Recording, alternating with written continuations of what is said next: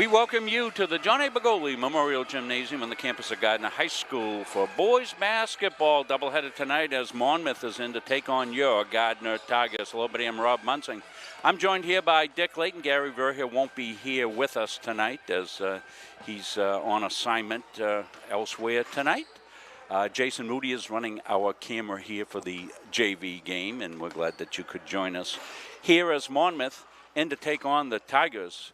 And Monmouth in the dark uniforms. They'll be shooting to the basket to our right.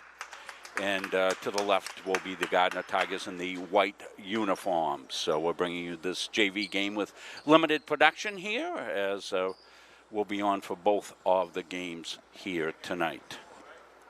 Well, I want to thank you for joining us as we wind this season down. Certainly it's been a long affair. This is our 59th and 60th game that we have done since beginning our season on January 15th this year. I want to thank Dick Layton for all his help, and Jason stepping in for Tommy Ketchens tonight to do the camera for the JV game, and all the folks that have helped us out along the way. But we're not done. We'll have postseason action here. That's starting to round into shape, Dick. Starting to hear some rumors of games being scheduled. Looks like the Gardiner Tiger ladies will host next Thursday night. They, of course, they are at Monmouth tonight. We'll have them Friday night. Their regular season final against some more shipbuilders here from the Begoli Gymnasium on Friday night. And then next week, of course, they'll skip the prelim round. They'll be one of the higher seeds, and they will be hosting an opponent to be named later on next Thursday night. And, of course, Halldale, both the Halldale teams that we cover, they'll be in action too. So our busy seasons are not done. It'll be just winding into post-season play here as we get going. So about to get underway here with this one. Monmouth won the tap, so to speak, Rob. Yeah, won the tap, won the... Twin cost. Yeah. Sometimes they're doing rock, paper, scissors. Right back, stepping on the line was Oliveri. So our clock unofficial as I'm running the production here till the rest of the crew comes in for the varsity game. And so we'll try to keep the clock up to date as best we can, but we'll try to keep the score. The clock may be off a little bit. Tigers going to work here, Moody with it. Monmouth in a man-to-man. Yeah, don't talk over me, Dick. In the corner it goes, comes back outside, going to be popped. Thought Weston was going to go for the shot, didn't. Tigers being patient on the D. They're playing back-to-back games. Of course, they played the Coney Rams yesterday. Moody with the shot, won't go. Rebound. Break now. Pop in the corner is good. 2 points. Good pass. Down court.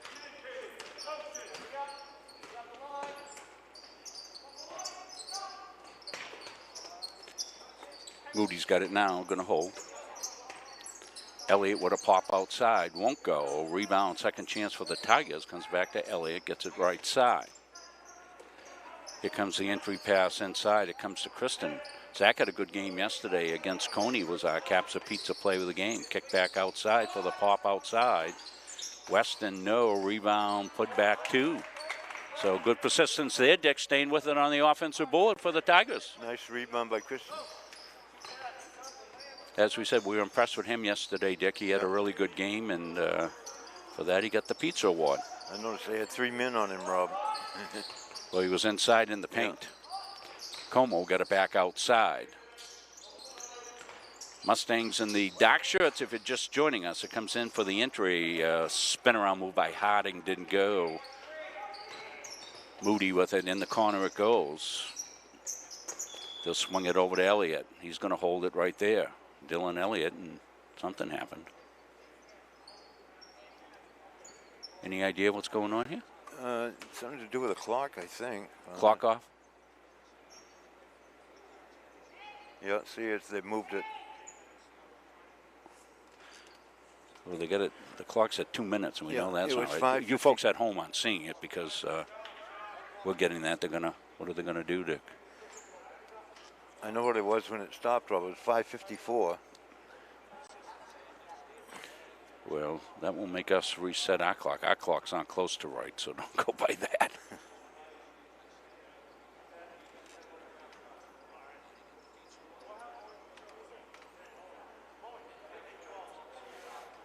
The whole thing's gone off too because the score was 2-0. That's gone. Yeah, it's 2-2. 2-2, We've got yeah. the score 2-2. That's right, too. We've got Yeah. that right. Jason's showing you the clock there. They're getting a reset going on here. As soon as they reset it, we'll do it. I'm not sure whether they'll have to tick it down and.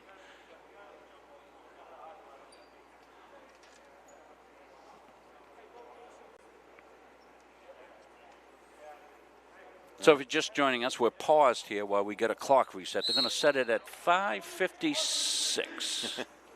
Okay, so we'll do that too. Okay. Up for 2 for the Tigs. Christian again. Got all 4. Yep. 4-2 Tigers. Held back outside now. Harding with it, looking for some help. Tigers playing man. That's Lucas Giroux on the coverage there. Back outside the pop. Iron, no. Rebound for the Tigers. It was Moody. Here they come. Elliott, left side here, held. Came inside, spun around, almost lost, and finally lost. Trying to get on the break. That was a good save, and Mustangs lived for the half-court defense here.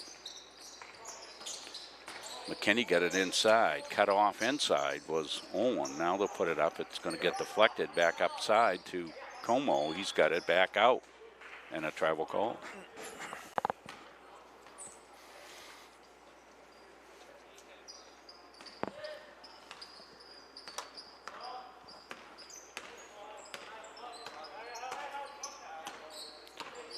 Elliott. Held outside now by Weston.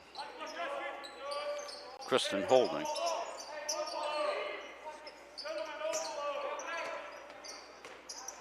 Looking for movement, Rob. Comes inside. Tigers with a good take to the hoop. Wouldn't go. That was Kristen back outside. Elliott, no. And on the take now is Como. He's going to get a loose ball. He got it back outside.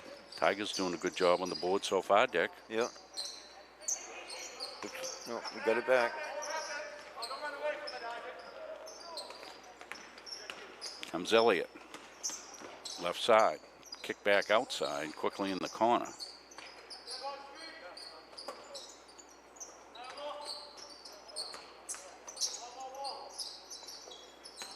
Tried to get it inside, stolen away.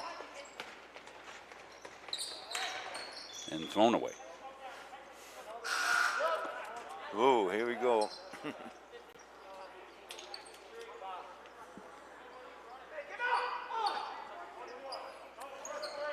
Looks like a couple brand new teams out there, Rob. Yeah. Let's get our clock adjusted. Dick, go ahead.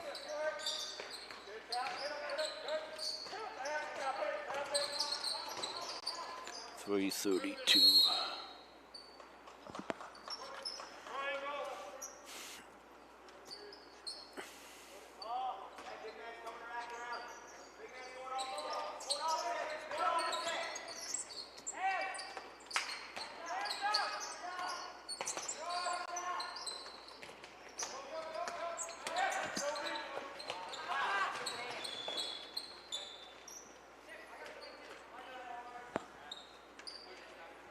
Gardiner ball.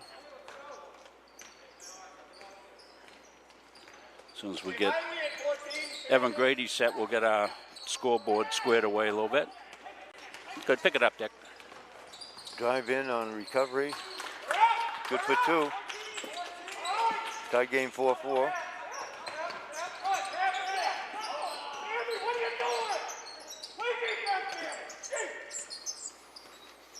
Okay, so one less task for me to do is Evan Grady showed up for the varsity game early, so he's going to do a little bit of clock management for us, so that'll help me out to be able to call the game a little bit more. Thanks, Dick. Inside, there's a tussle going on there. Tigers will fight through it. Didn't get it home. That was Ian Spence. Stolen away. Come the Tigers. Corliss. Couldn't get it home. Too far underneath, I think, Rob. Yeah, got forced a little bit by the defense, I think. Monmouth skips it inside. They find a opening there. All alone. Put in for two. Want to give credit to Lucas Hammond for that basket. It's going to make it 6-4. Timeout on the floor. 2:03 left here in the first. You see the corner section. Normally those bleachers pulled all out, full of fans. They'd be filling in now during the JV game. We have make-believe fans, Jason, showing you across the way over there as we go left to right. These are fans this year. See Evan's mother right there. Right, Ev? Mom's there. Yep. Dad's there. Stacy Brown. Lots of wonderful people here that have got their picture up across the way. The Gallaghers. Megan hit a big shot in the varsity game last night, Dick, to give the Tigers about their first lead of the night at 41-40. They hung on to beat Coney 41-40 last night. What a game that was. A three-pointer, too. I heard people were very appreciative of Munzing Media's coverage after watching that Coney thing last night. People were talking about being seasick or cross-eyed. We're guaranteed here at Munzing Media never to make you cross-eyed watching one of our games. 6-4, 146 left here. These teams look pretty evenly matched out there, Rob. They do, and it'll be a good contest for both squads here as the JVs in both these squads need a good competitive game as we get things finished up. There's no postseason JV tournament, Dick, at all, so it'll be just regular season for these folks. I think that's a great idea, though, Rob. That tournament with the three counties involved. Yeah, it is a good thing. Lucas Giro in the game. Corliss has got it now.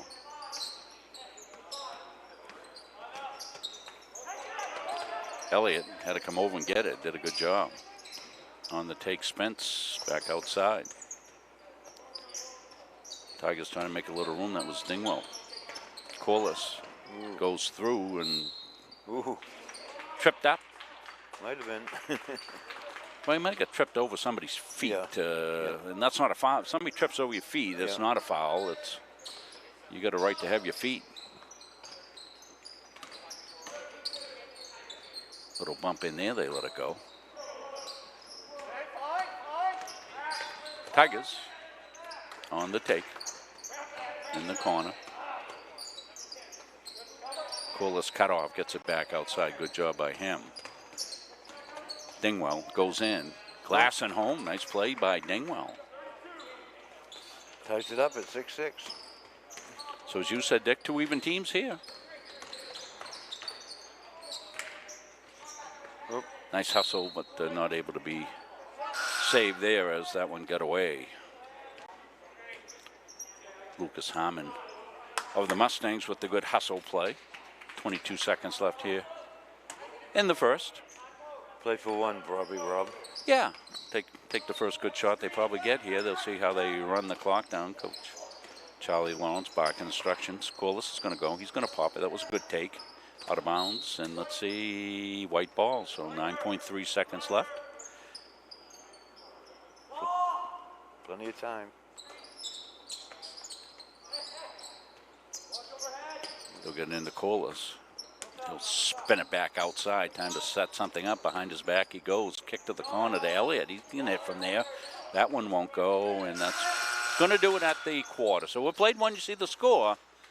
It's the Mustangs 6 and the Tigers 6. So we'll take a quick break. We'll come back. We'll have second quarter action. You're watching junior varsity basketball here on Munzing Media Sports. Don't feel like cooking dinner? Call Caps's Pizza in Farmingdale. You can make the whole family happy with our award-winning pizza, sandwiches made on fresh baked bread, delicious nachos, or salads made to order. And don't forget the whoopie pies. We pride ourselves on fast, friendly service and an overall experience that's better than you might expect from a pizza place. So order Caps's tonight. Pick it up, have it delivered, or enjoy our dining room. Give us a call at 582-0522 or enjoy the convenience of online ordering at capsuspizza.com. Want to welcome our fans in here. See the Nichols kids. Some of the other great fans here that have purchased spots here this year. The Merciers. We want to thank everybody that's helped us out and contributed to our coverage this year. You've been more than generous. We've got a donation. I think we'll get it up to date as well. So we'll be running that during the course of tonight's games as well. So we'll set another 8 on the clock and get set for basketball battle. The Mustangs have galloped in here to Tiger Town. Paleschi in the corner it goes. Ooh. All the way across. I don't know how that thing got there. It was like a laser. Bounced up, and Tigers will knock it around. And second chance opportunity won't go. Rebound for the Tigers. Gets it to Moody. Moody kind of tricky dribbles there and gets around the defender. Into the corner it goes. Popped out there. Rings it in and out. Does Elliott. Dylan, a good three-point shooter, so that's a good shot for him. Taken way downtown and knocked home by Sammy Calder for three. That was a big range, long dedication rung up there by Calder, Dick. Sure was. As Casey Kasem would call it, a long-distance dedication. Elliott swung back around, comes out high now. This is Weston, got it right side. They come all the way back over to Elliott. Elliott's going to launch it from there. Won't go. And on the break, they tried to connect with Paleschi and out of bounds. So this will give us a chance to thank some of our wonderful sponsors who have helped us out here during the course of the season. I've had to actually make two different ones of these, Dick, because we had so many fine people make contributions to us. So we've got two scrolls and worked on getting that up to date as well. And certainly there's time to make a contribution to us as we continue and looking to put together a package for more high school sports here from the John A. Bergoli Memorial Gymnasium. The aforementioned crew of Wheeler and Grady are getting set to bring you volleyball action here this tweener season, I guess is what we're calling it. The late winter, early spring season, they will have some volleyball going on here, the 10-game season, and volleyball is a really tremendous sport. So the girls, I know, are looking forward to that, and the coaches are looking forward to getting in the gym, but they've got to get the basketball season through first, and once that happens, they'll take over the gym with the volleyball. Elliott's going to skip it to the corner, get it back. And errant pass picked off now. Oliveri went down and going to be white ball, they say.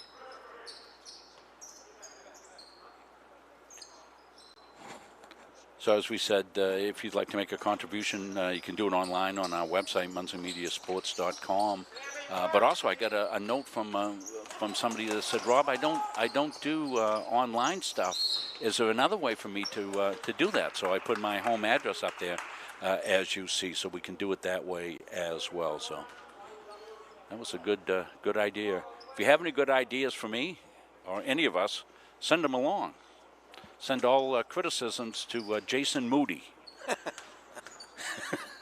Jason stepped in running our camera tonight. Jason's a wild coach. Thanks. We told him we couldn't pay him in money, but we can pay in complaints, Jason. You're good at taking complaints, so you'll be all set. Right off, goes right off his back, he says.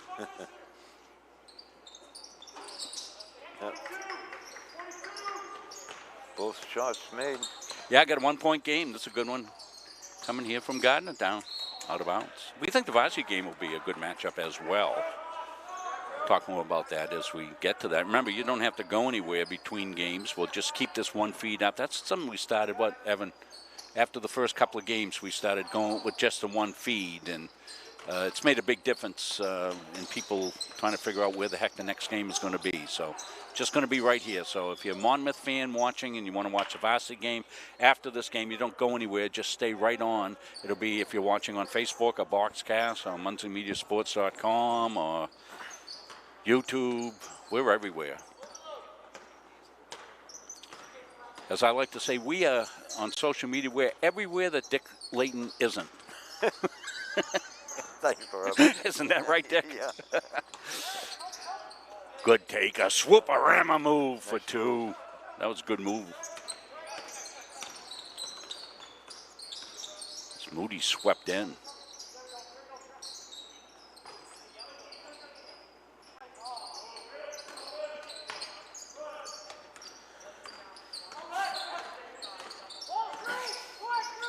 Bring that up on a replay when we get a chance in the Moody take.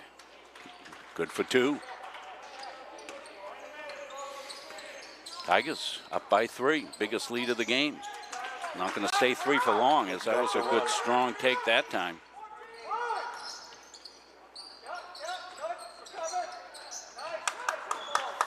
That was Oliveri on the take here. Let's take a look at the at the Moody take here. Moody into the paint, going hard.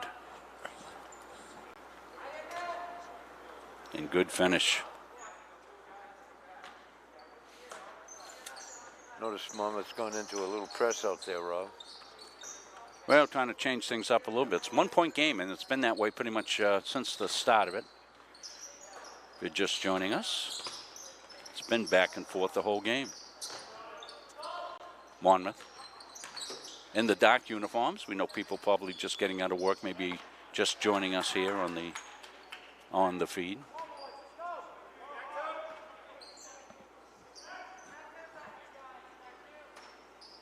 Monmouth going to loop it in. That was a little offense by accident there that they were able to get it back in. Multiple tries and more tries. Inside fighting hard for a Paleshi, and we got a foul. That's Ben Babcock, Gardiner area high school graduate.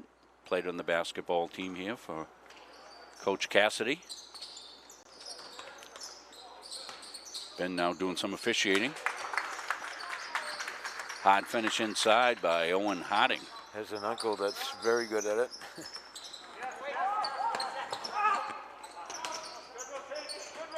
And thrown away. Moody couldn't keep that one in. 13-12. Monmouth up by 1.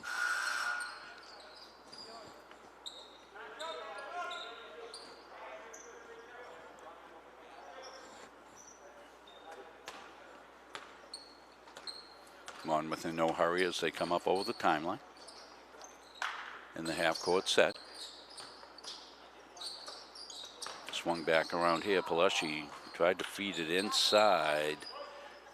Oliveri couldn't keep it in, and out of bounds it goes. Will be Tiger ball.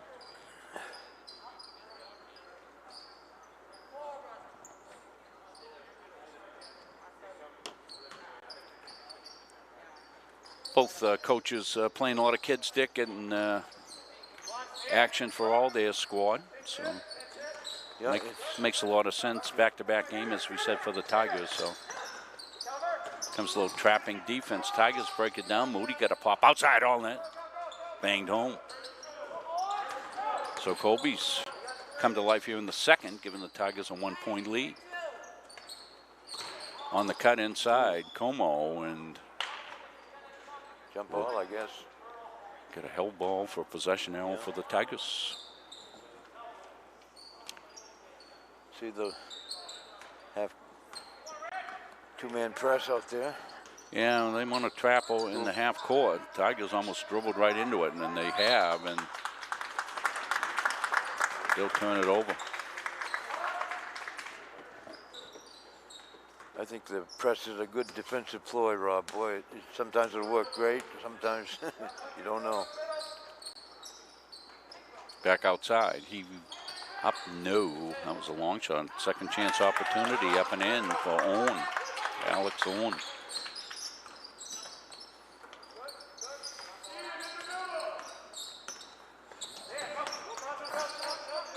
Moody going to get it back outside now. On the take and kick. Corliss has got 2. So Tigers broke that down very well. Got the inside, outside, mid-range pop by Corliss. Turnaround by Orn. He's got another. He's heated up. I think that was supposed to be a give and go, but nobody to go to, Rob. So he took the shot himself. Well, it was a good decision. Yeah. Both teams have gotten in a little better flow lately, Dick. Offense picking up, I think, for both teams. It's been a nice little game right now, Rob. 17-16. It can stay close as long as it doesn't go overtime. Yeah. Announcers, when we're on schedule, we don't like overtime. I don't think we've had an overtime game. I don't remember. Have we? I mean, we've done 427 games, Dick, but I don't remember any overtime ones. Corliss, pretty move. Nice move. We'll get that up on a replay, Dick. That's a nice move. Nice little spin move.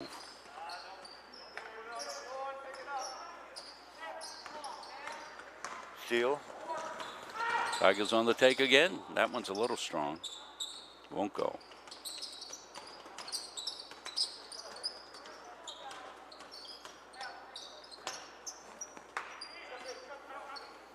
Pop from the corner, in and out.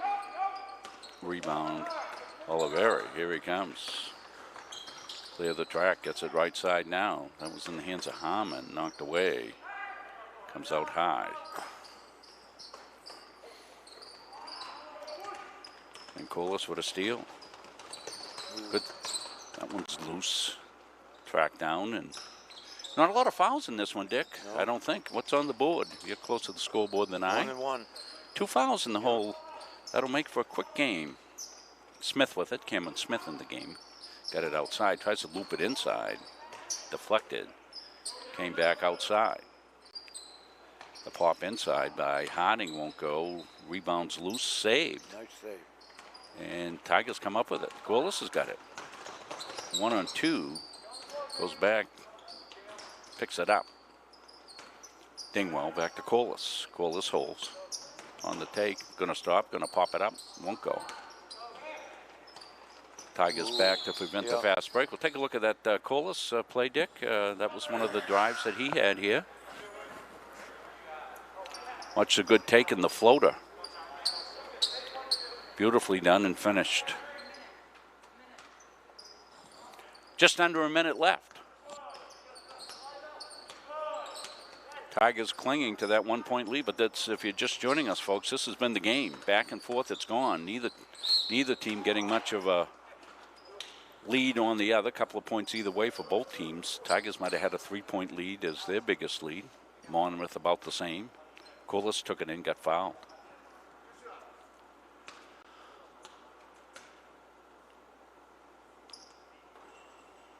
Just a touch wide of Jason so we can see the whole basket. Coaching Jason up a little bit. He was, I've never done camera work, says Jason. Like I said, I can teach in 2 seconds. He's doing a great job. Really appreciate him stepping up, and the parents that have stepped up to help us out this year. Laurie Bailey's done a lot of the girls' games for us, and she'll be back Friday night.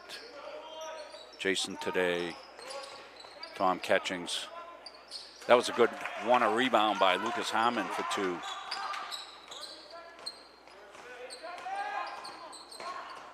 Into trouble in the steal. Oliveri's had a good game so far. Gets it ahead. Calder. Ooh. And a little foul call there on the bump. Stay with us at halftime. You get to meet some of the wonderful sponsors that make Gardiner area high school sports possible. He took a shot, but it was after the foul, Rob. Yeah, that's a get out of bounds. yeah. So if it's after the foul makes it a dead ball. So it looks like they want to hold out here for 1. On got the cutter, and I think we got a travel. So Tigers, no, they got a 3-second violation. Okay, it'll turn over the Tigers with 6.2 left. So our clock pretty close. They've been doing a good job. Tied at 19. Will we be tied or what? See if the Tigers break somebody long, Dick, on this. That's what it is right there. And up, no, and they got the play they wanted, but they couldn't quite get the finish. This will count if it goes. It's a little bit high. So Tigers went long, got the play they wanted, but not able to cash in on it. So we got ourselves a tie game here at the half. We'll take a break. We'll come back. We'll have second half action when we come back after this. At Randolph Hardware, our game plan is simple. We offer way more than just hardware, but it all starts with a promise. We have what you need and always with a smile. We have a huge selection of paint, plumbing, electrical, and gardening supplies to help you complete simple projects to major home renovations. We also offer a rental center, factory authorized power equipment repair, and the best tool selection around. So stop in today and let the Randolph Hardware team help make your project a winner. Started in 2019 by the Corliss family in Pittston, Corliss Gravel Pit offers some of Kennebec County's highest quality gravel products. Located just south of the old Cedar Grove Road on the right off State Highway 27, Corliss Gravel Pit is committed to providing our customers with an outstanding product at a fair price. We offer a wide variety of products for all your needs. At Corliss Gravel Pit, our loader is always on site. Local deliveries on larger quantities are always available, and we offer discounts on large quantities as needed. Corliss Gravel Pit is family owned and operated since 2019, producing Kennebec County's highest quality gravel at a fair price. When you choose a financial institution to entrust your hard-earned money to, bigger is not necessarily better. Will you be noticed? Will you be heard? At Gardiner Federal Credit Union, our members aren't account numbers, they're our friends and neighbors. Each member has a vote, a voice. What matters to you matters to us. Lending decisions are based not solely on your credit score, but on who you truly are. We work diligently to end hunger. We volunteer in our local schools and throughout the community supporting neighborhood events. We are local people making local decisions, investing in our members and giving back to our communities. Gardiner Federal Credit Union, where your money has a voice. Coaches and athletes know that teamwork is the key to success. At the Gosline Insurance Group, our team is comprised of knowledgeable, enthusiastic, and dedicated agency personnel who are committed to keeping our clients informed and protected. Featuring 9 agencies throughout the area, the Gosline Insurance Group is the largest locally owned independent agency group in Central Maine. As a trusted choice agent, we are dedicated to you and are committed to treating you as a person and not as a policy. This commitment means we will work for you and not the insurance company. So call us today and let our team put you on the path to success. Why waste valuable time and gasoline traveling around when you can enjoy one-stop shopping at Goggins IGA in Randolph? Goggins is locally owned by people you know and trust at the heart of our community. Goggins offers the convenience of one-stop shopping, in-store banking, a large selection of liquors and wines, and a full-service pharmacy. At Goggins IGA, you're in, you're out, you're home. At a family's time of loss, making arrangements with those you know and trust can lessen the burden, so you may better focus on preparations and services. Family First Funeral Homes and Cremation Care's network of long-established, family-managed firms is here for families like yours, providing experienced and compassionate service throughout Central Maine. They are Lowry Brothers and Wheeler Funeral Homes in Fairfield and Oakland, Knowlton and Hewins and Roberts Funeral Homes, serving Augusta and Winthrop, and Staples Funeral Home for families in Gardiner, Maine. Each staff is experienced at accommodating the unique needs of the families we serve, as well as pre-arranging services for individuals. All of the Family First locations stay true to our traditions and commitment to the communities we've served for decades. Together, we join with you to celebrate lives well lived. Family First Funeral Homes and Cremation Care, where your family is our family. Strategic Real Estate Services, serving all buyers and sellers. 2 locations, 335 Water Street, Gardiner, and 83 Kennedy Memorial Drive, Waterville. From residential to commercial, solutions and strategies that equal results for you. Visit strategicreservices.com or call 485-1105. At Gardiner Apothecary, we offer all the medications and services of a modern pharmacy, but with the friendly, personalized service of an independent business. We are your source for all your pharmaceutical needs, offering conventional prescription filling, over-the-counter medications, vitamins, and more. We call our customers by name. We care about you, your health, and meeting all your pharmaceutical and medical supply needs at our locally owned pharmacy. We live here, and we are committed to providing the very best care and customer service to our neighbors. Gardiner Apothecary, the way pharmacy should be. Gardiner Apothecary! Yay! Got it! Got it! The Hutchinson Family Sports Foundation is proud to support Munson Media's production of live streaming high school sports. We recognize the hard work and dedication of Maine's high school student athletes, and we applaud Munson Media's pioneering live streaming efforts. The Hutchinson Family Sports Foundation. Back here to live action. Tigers get the first 2 points of the second half. Zach Kristen popped it home.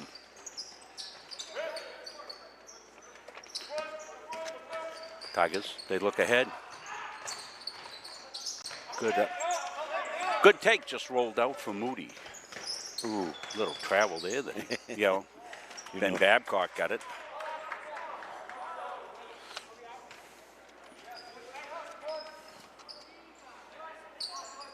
I saw officials see those things, Rob.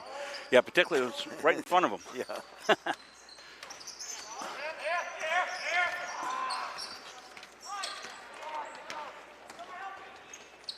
On the take, didn't get down. That was Oliveri. He had a good first half. For the Mustangs, back and forth game. This is how it's been. If you're just joining us, back and forth they've gone 21-19 here.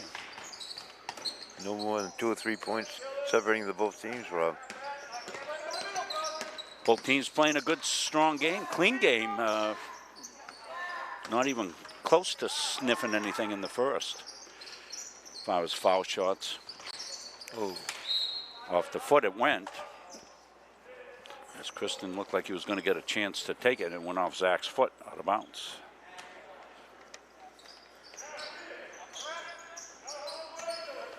Back-to-back games, as we said, for the Tigers. They played Coney yesterday, and of course that back-to-back's a little tough to do, but responding well here to it. Como and rolls it home.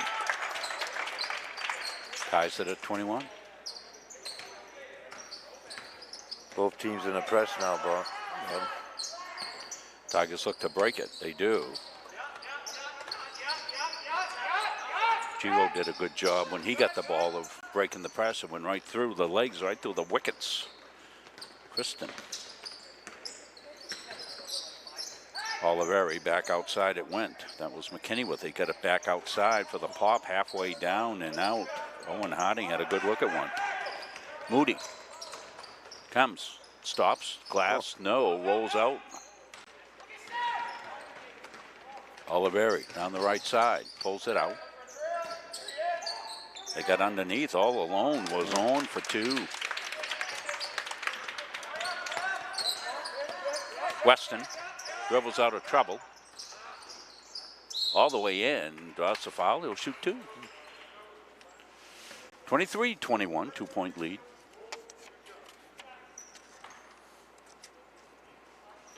So the reinforcements have arrived from Munson Media. Chris Wheeler now doing our production. Thanks for Chris for jumping in here. And so I said we won't have Gary Verhill tonight, as Gary is away today.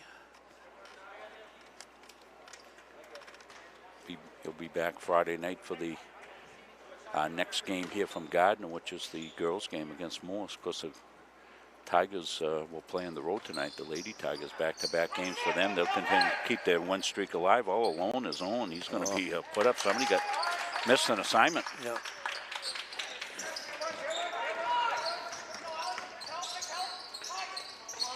Moody going to float one up and home. Nice play by Moody. A nice runner right-hander. Here comes the Tigers with some pressure. Last time Tigers missed an assignment back, let's see, is going to stay black ball.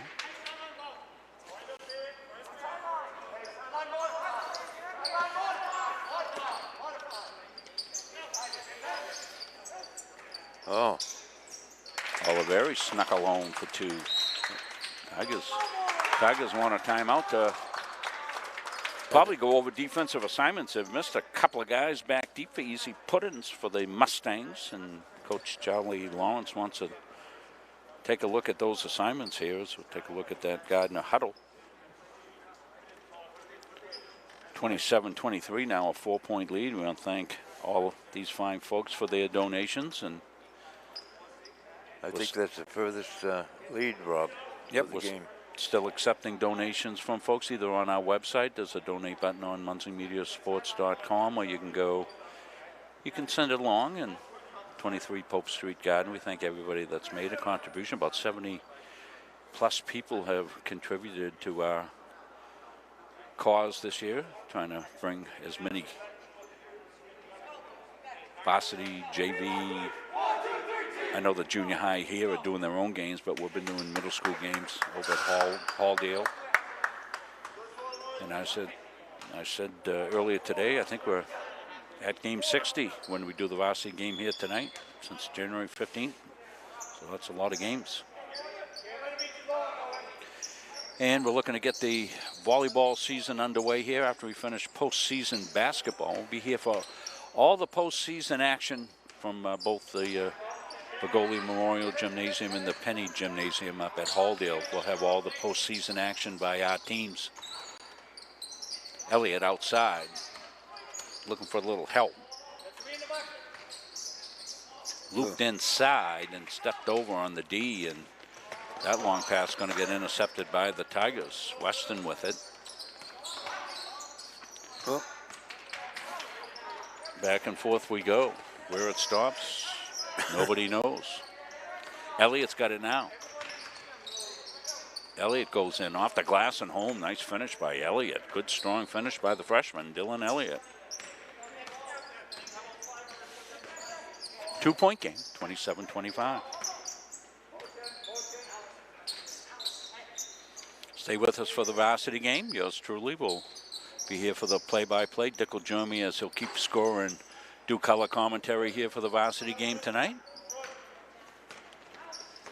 We've still got a lot to play in this one, and it looks like it'll probably go down the wire. Knocked around, they'll fight for it. Control will come to Calder. This is probably the best JV game this year, Rob. Yeah, two very competitive teams here on the floor here at the Bagoli Gymnasium. And I'm sure kids are appreciative of that. Comes out, Moody's got it. Moody goes. Going to bring it back out as good hustle back on the D. Comes inside on the spin move. Kristen got it in the corner. Elliott's going to launch it from there. A little bit deep and didn't get it. Baseball pass down to Horn. Tigers will get it. Tigers have been doing a better job, Dick, getting back here since Coach Lawrence took that timeout. Kick back outside. Moody's got it here. He's going to go in the paint. He got it stripped away. Horn comes hard. On goes. He gets rejected underneath. That was Caden Weston, the Swatarama. Nice block out there. 3:13 left. 27-25. Ooh. Called the foul, I guess. Yeah. I didn't see the foul called.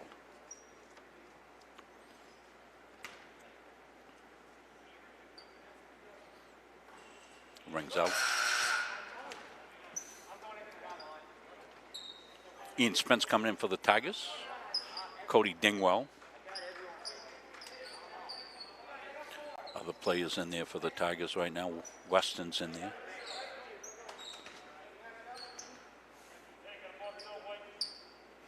Corliss. Giroux. Missed them both. Pop in the corner, won't go. And out of bounds.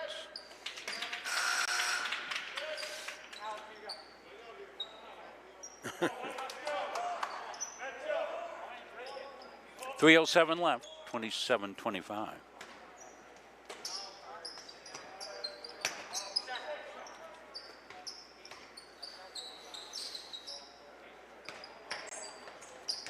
Almost a steal.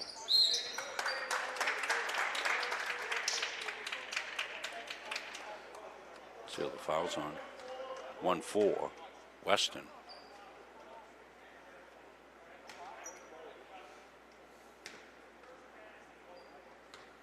Gero was also there, but he didn't get called on it. First one's good.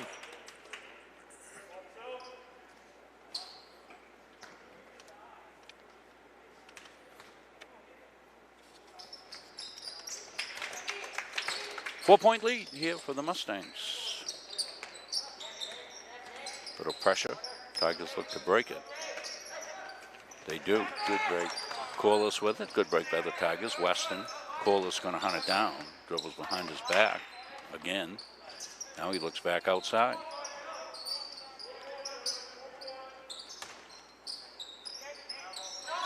Flop downtown is good. Corliss hit the 3-ball, I believe. Yes, it was. 3-ball knocks it down to a 2-point lead for the Mustangs.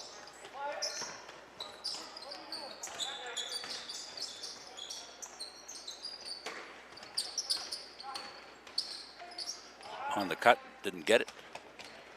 Comes Corliss with it. Gets defended. Gets it ahead. Weston. All the way across it comes.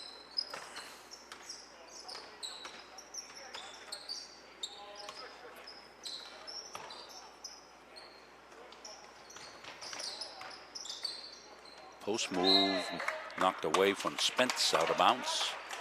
It's going to stay white ball. Lucas Giro to inbound here for the Tigers. Lucas gets it in. Tigers go to work. Oh. Plop outside. That was funny looking. Yeah. I was looking to take the foul, I think was called. He went down and didn't get any call there, but he just kind of paused. Oh. That one snuck through somehow, some way in the hands of Paleshi, and he put it home.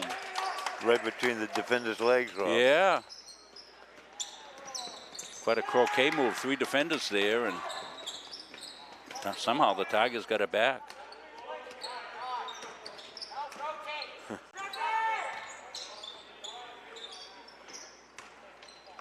Kicked in the corner. Back outside. Wouldn't go for the Tigers. About to hit the minute mark here in the third quarter. JV game. Varsity game to follow.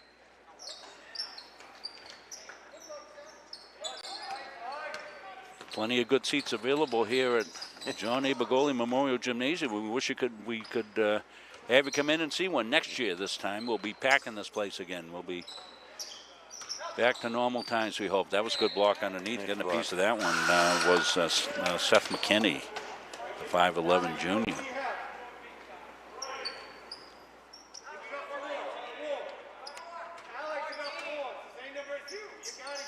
Tigers to get it in, they do. Pop from the corner, no, loose. Mustangs. On the take is Calder. Calder goes hard, puts it home. This is the biggest lead of the game, Rob, 6 points. Yeah, by either team. Almost stolen away. That ball's free. Anybody can have it. It's knocked into the backcourt by the Mustangs inside. Trying to go to work as Spence. Got it inside and laid up halfway down, but not home. And Calder with the rebound. Here he comes. He went coast to coast last time. If he tries again, he's going to get called on the foul. 6 seconds left. Be a shooting foul. Did I just feel a breeze somewhere? Yes. It's 800 degrees up here in the in the little gym today, folks. I'm telling you. Hard no guy. I guess they call that on the floor. No shots, and coach wants an explanation.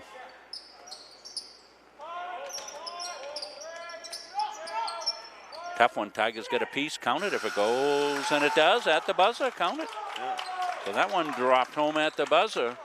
Coach Biggest lead of the game, 35-27. We'll take a break. We'll come back. Fourth quarter after this.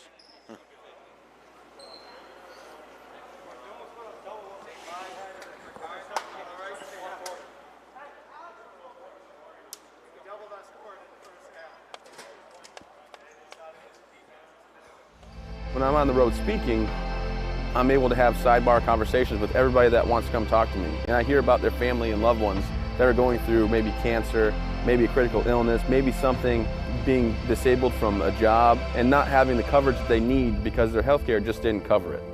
I ask that you would allow one of our experienced representatives to come in the door. Second to go. Yeah, right at the buzzer. Yep. Monmouth extends their biggest lead of the night to 35-27. Tigers with some work to do here in the fourth. Some upcoming games here on Munson Media tomorrow night. Oak Hill will be at Halldale for boys basketball. 5 and 7 o'clock, Mountain Valley Conference time. That's when they start their games. Friday we'll be back here for a girls basketball battle. Tigers will take on a young Morse team. That's a good start for the Tigers, but it doesn't get in. Second chance, third chance opportunities scrumming up, and let's see, they'll call hell ball. It'll be Mustangs basketball on the hell ball.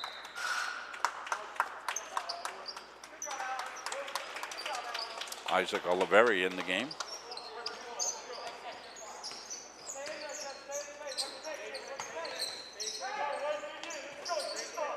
Tigers looking to maybe get digging in on the D, Dick, see if they can't get something going here off some transition points here, but they'll need to do a better job on half-court defense, and so far in this possession they have a little more active in the passing lanes, and here they are.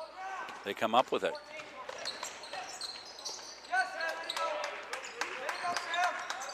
Calder with some good persistence for the Mustangs. That's going to be tipped off Moody out of bounds. Mustang basketball. Rob Munsing, Dick Layton here. Jason Moody graciously running our camera as he watches his son Colby play in this game, and I think Jason can stay for the varsity game as well and watch that game. So that's one of the things we offer the parents that contribute. Lucas Juro with a good hustle play.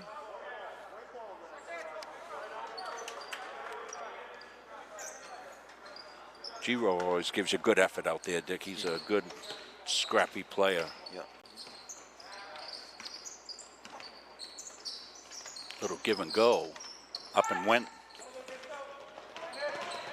Harmon going to get fouled. Yeah. No fouls on Monmouth this half, Dick. I think it's an offensive foul, One. Rob. I'm sorry, one. So they're going to call it, there it goes. They pick up a foul. So pick up their second foul. I was blocked by the pole.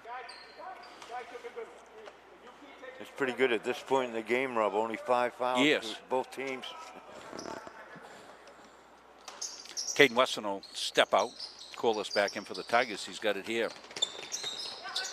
Tries to dribble through traffic, and that ball's got a mind of its own right now. And looks like they slipped one of those old 1960s Super Balls into the game. Dick, remember those things? Yeah. The second bounce of those things. You better be watching where that one's going, mister, or knock it to your knees. Comes back outside to Moody. Moody's going to pop, won't go. Rebounds underneath. Moody gets it, picks it up, drives it up. Oh. Doesn't get it, but goes in traffic, puts it up, gets fouled. So good persistence there. Colby Moody not giving up, the sophomore guard. 3 shots.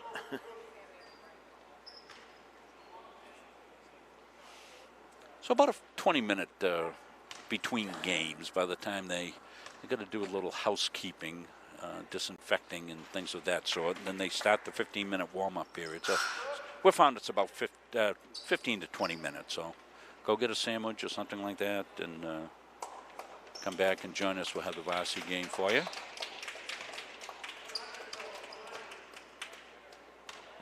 Going to be, I think the varsity game will be similar matchup, Dick, to what we saw in the JV game. Pretty close. This is pretty closely contested. It's getting in favor of the Mustangs right now. I wouldn't be surprised to see the Tigers claw back in this one, get this thing down to a single possession. Moody's going to pop outside on the out-of-bounds play. Won't go. Rebounds pulled down here by Sam McKinney. Oh. Seth McKinney, I'm sorry. Oh, there was a push there, Rob. Ben Babcock all over it.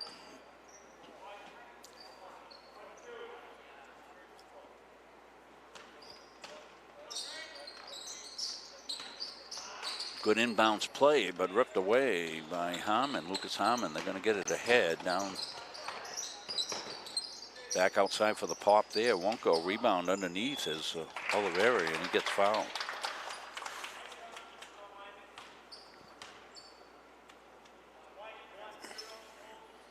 Monmouth, a Class C school.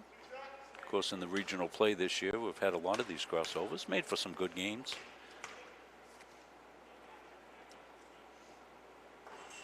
Rung home. It really has, Robin. I think the kids like it because they play kids that they know anyway and kind of mesh in there. And, boy, it makes a good game, I think. We've had some good battles, that's for sure. All the Gardiner games were good games.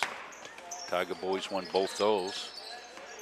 And the girls, they split. The Halldale ladies are the Gardiner Tigers' biggest fans right now because every time Gardiner wins a game on this streak, it helps out the Halldale ladies because they beat the Tigers 56-50 first game of the season for the Tigers after only practicing a couple of days. You kind of lost their first two, Rob, and they bounced back 8 in a row. Well, they finally got some practice time. you know, that made a big difference. That's a nice step up through for Zach Kristen and the freshman forward. Draws the foul too, so 3-point plays, a good chance to Tigers to claw back in this one. Zach was Capsa Pizza player of the game. See it on the replay right here. Going to see him step through. Watch this nice move in here.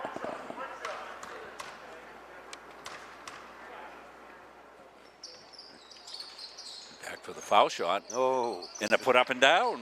Nice position. Lucas Hugh said, thank you very much. I'll take this one. So that's worked out great for the Tigers. We're hoping for a 3-point play for the Tiger fans and got a 4-point play out of it, Dick. And they get back in here within 4. Now they got a steal. Corliss has got it. Comes Corliss down the left side. He goes up hard. He gets fouled, and he'll get 2 at the line. So told you, wouldn't be long before the Tigers had this down to a single possession, Dick, and they've got a chance to do that. 36-32 if Corliss can hit his free throws. And Monmouth hasn't scored this fourth period, Rob.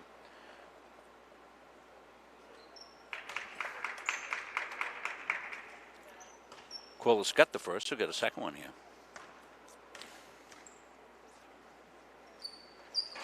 Oh, 1 of 2 for Theron Corliss. Out of bounds, it'll be Owen Harding coming in, number 32.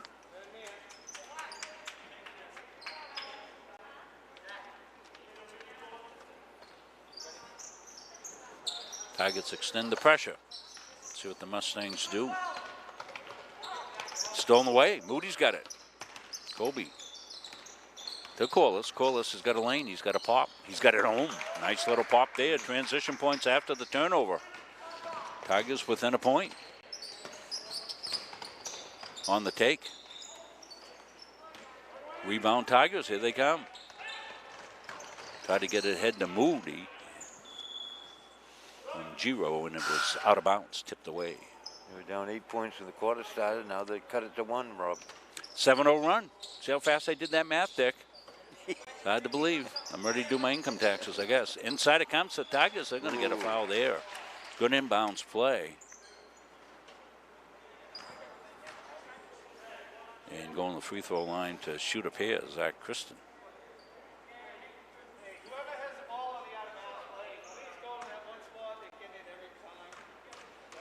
So Tigers, chance to take the lead if they get them both. Chance to tie.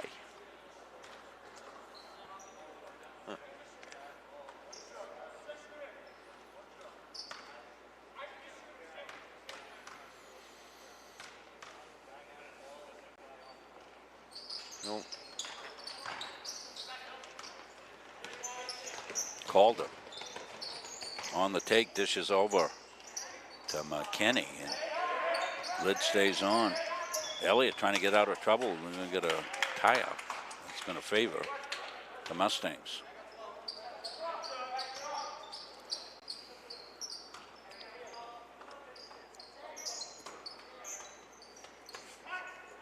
Mustangs having a little trouble getting it in. Now they get it. It gets tipped away. It's loose. Who's got it? Tigers. Elliott. Kristen floats it home. That's a nice play, a nice finish. Tigers take their first lead in a while by 1. Yeah. 10 points. We've got a collision here. We're going to get player control foul. That was a good job taking the foul there. That time stepping in was Zach Kristen. We're going to see the finish right here. by Zach. Zach goes up, weaves through traffic, floats it up, gets it home. Good job by him. Then he took the charge, so back-to-back good plays for Zach. There's a dish inside, now back outside. Moody's going to pop a three, in and out, won't go. Rebounds loose, let's see. Elliott with the save, can he save it? He tries, he can. And coming ahead now is Oliveri. He goes up and won't go. Tigers stepped on the line. Yeah.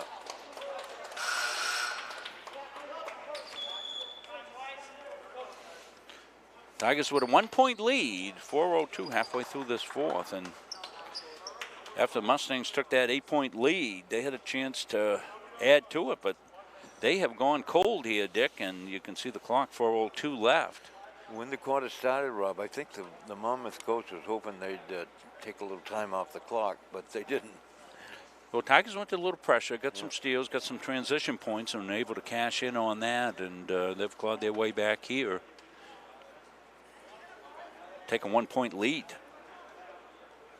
And this is the way the game's going. If you're just joining us, this is how it was for most of the game, except that little spurt that the Mustangs had, now the spurt that the Tigers have had. The Mustangs spurt put them ahead by 8. Now the Tigers have come back up by 1. But most of the game has been 1, 2, 3 points either way throughout the course of the whole game. So it's been a good one. Hope you enjoyed it at home.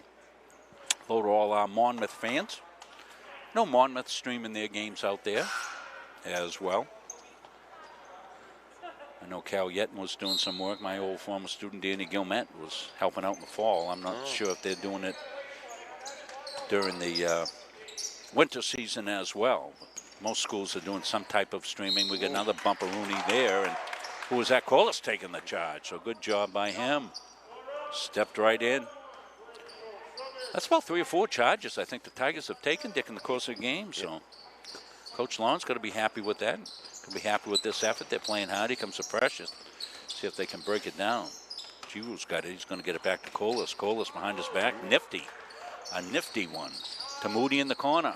Won't go. Rebound's going to be pulled down back outside. Tigers got some time. Corliss will pop it from there. Iron, no. Rebound all black underneath that time. And McKinney got it. Here he comes. They'll get it back outside.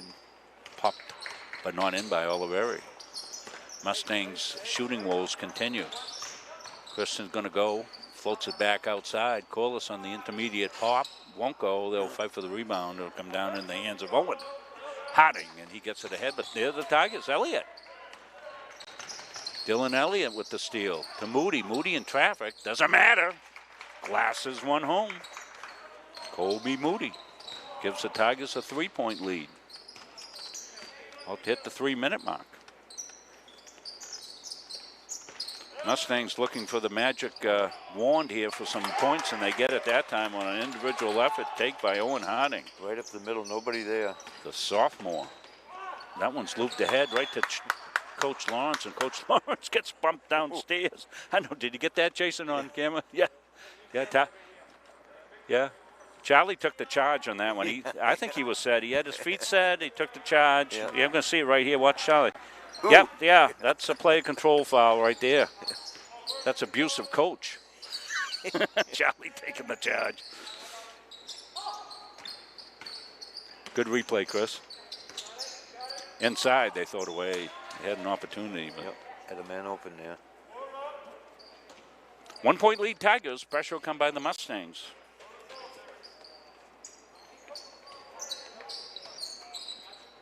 Tigers broke somebody deep against that earlier on the game in the first quarter. They probably got that in their bag of tricks here. Stolen. Oliveri, he gets bumped, and Tigers might have got away with one by Elliott.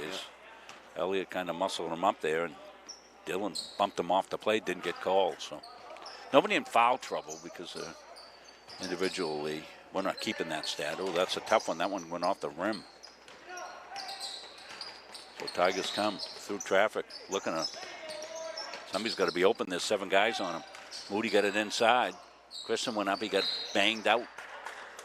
Coming back on the defense, making the play was Seth McKinney.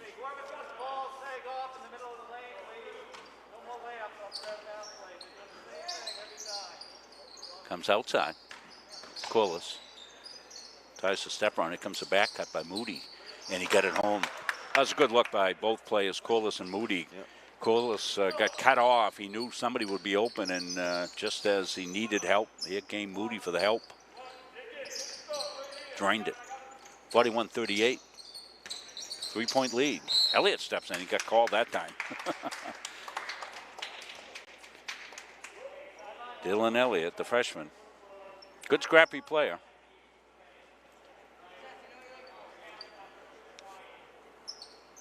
.137 left. It's going to be a good finish here, Dick. Yes. Oh, and Corliss with some good pass defense. Look like the defensive back that he is on the football team. He made a good play there. Kind of played free safety. Stepped in front of the receiver and got fouled. And now we'll come up and Tigers will have the advantage here at the free throw line, as that's the 10th foul against the Mustangs. So they'll be shooting 2. And this is where you want to be with 136 left in a situation where you can really put it away at the free throw line. Nice composure up and in. Corliss will get a second one. Corliss has been a good defender today for the Tigers, as well as timely offense. And he hunts down his own shot. Look at that save there. Nice, good hustle good. play there. And now the Tigers, oh, that was a blatant push. Did they get it? Yeah, they've got it. Wow, Moody came down and he almost ended up out in the parking lot there on the push. And 2 more free throws, of course, for the Tigers in every situation here. So Tigers need to have what we call end-of-game execution. You're going to see it right there. See the push there. Moody almost went flying in the wall. Got the first one, sinks it, cool, calm, collected. So be a good one for the Tigers if they can hang on, Dick. Particularly coming back after yesterday's tough loss against the Coney Rams and playing back-to-back games. And good 5-point lead. I think that's the highest they've had this game. I think you're right, Dick. 8 points for the Mustangs at one time. Tigers clawed back into that, and now the Tigers need to execute, and some instant offense here needed for the Mustangs. They'll try it right here. They'll come in a little bumper ram. It won't go. Nice rebound. And Tigers have the ball and the lead. Coach might need a timeout here. They get it across just in time. Now I think they're going to use some ball control, Rob. Yeah. Moody made a nice play there. He had a potential pass and layup, but he excused that to choose some time. And Tigers are doing just exactly that right now. That one's tipped away with 38 seconds left. They get it ahead here to Owen. Can he get it in? He can't do it. Tigers get the ball back. Moody's got it with 30 seconds. Ooh. And a bump there first. Yeah. I think Moody thought they were going to call a foul. He was just continuing the play, and the foul didn't get called. So 26 seconds left. 43-38. Yep. So Tigers just need to continue to execute, get themselves a win. Mustangs, they got to come down. I'm firing. So here they come. Como's got it. He gets cut off way outside. So Tigers doing a good job there. And they get they get it here. Tigers got it. Ooh, that was Dingwell doing a good job to manage the center court line, making sure that he was on the right side of it. Tigers are just going to hold, and that's going to do it. So the Tigers will get themselves a win here today. They will win this JV contest 43-38. Why don't we take a quick Capsa Pizza break, and while we're doing that, we'll discuss our play of the game when we come back after this. Feel like cooking dinner? Call Capsa's Pizza in Farmingdale. You can make the whole family happy with our award-winning pizza, sandwiches made on fresh baked bread, delicious nachos, or salads made to order. And don't forget the whoopie pies. We pride ourselves on fast, friendly service and an overall experience that's better than you might expect from a pizza place. So order Capsa's tonight. Pick it up, have it delivered, or enjoy our dining room. Give us a call at 582-0522 or enjoy the convenience of online ordering at capsaspizza.com.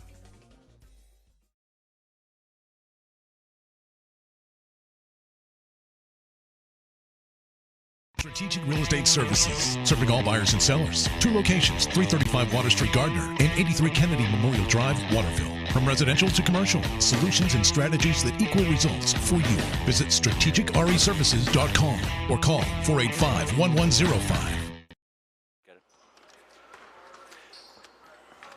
We're back here to Gardiner High School, getting set to check up on the Capsa Pizza Player of the Game. Before we do that, we want to thank all these fine folks. We're on our donation list here in the post-game deck. That was a good game for the Gardiner Tigers.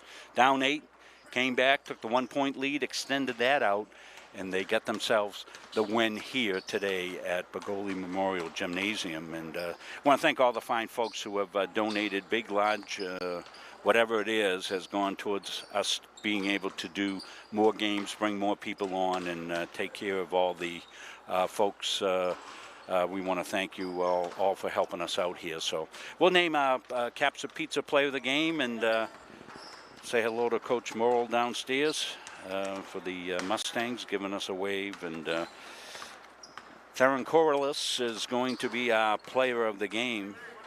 Mr. Corliss had himself quite a game. We mentioned at the end, Dick. His defensive play, a lot of steals when the Tigers had to get back in that, finish some plays, and nice job by the Gardiner Tigers. And the flood general, too. Yes, he did. He broke the press a lot of times, yeah. He certainly did a good job for the Gardiner Tigers. He'll be our Capsa Pizza Player of the Game. So we'll get out of here about 20 minutes before the start of the varsity game. Stay right with us here on Munzing Media. Same feed going out for the varsity game as well as we say that for our fans out at Monmouth. Don't go anywhere with that. We'll be back in about 15 minutes for the pregame on Munzing Media. Until then, so long, everybody.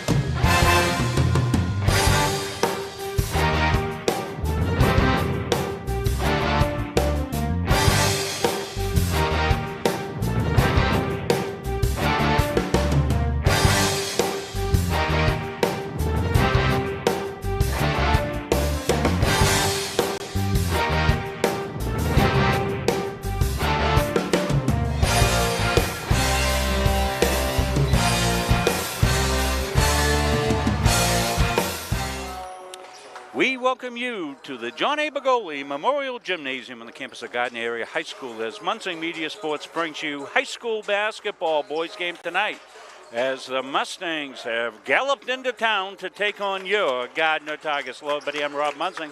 Dick Layton joining me tonight for the color analyst role as Gary Verhill is off tonight. Evan Grady doing our camera work. Chris Wheeler running our production. Calvin Mason training on production tonight, and we're here to bring you the good matchup, we think, Dick, between these two teams.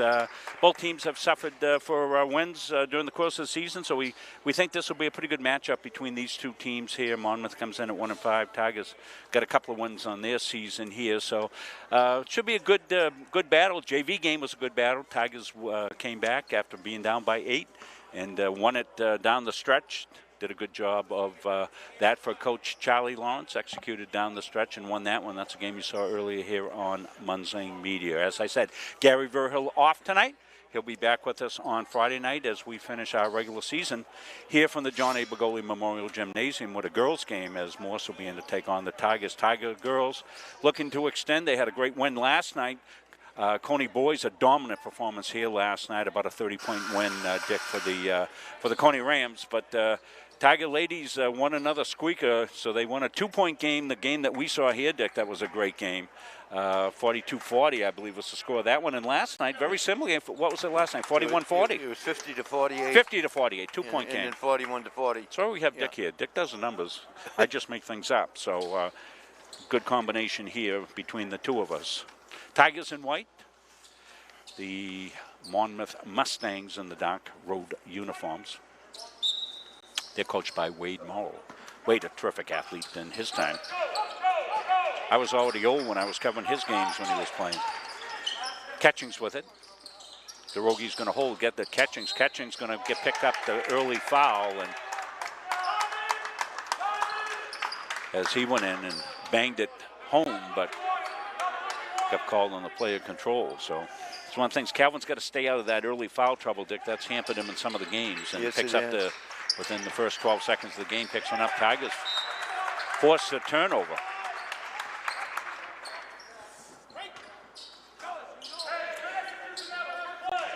Welcome our Monmouth Academy fans in here tonight. I'm sure they've already seen the game that we did at Halldale, the Monmouth game at games at Halldale. Did those earlier in the season. Tigers out on the perimeter with DeRogi. Coach calls motion in the corner. Little bump they let get away with. Inside it comes here. Catchings on the follow and can't get it home.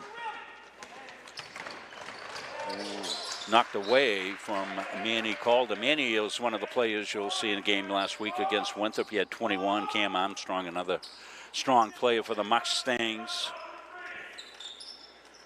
And it'll be Mustang basketball. They got to come out high, and they do. They get it in the hands of Armstrong now, right side where it's held. Fletcher got it back inside to Frost. Frost in trouble, gets it back outside. Hayden Fletcher holds. Goes on to Rogie, spins back outside now. It's Frost. It's going to bounce up and down and out of bounds and stay Mustang ball. No scores. We're scrumming so far. Fletcher, they'll loop it inside on the preset play. Beautifully done to TJ Lewis for 2.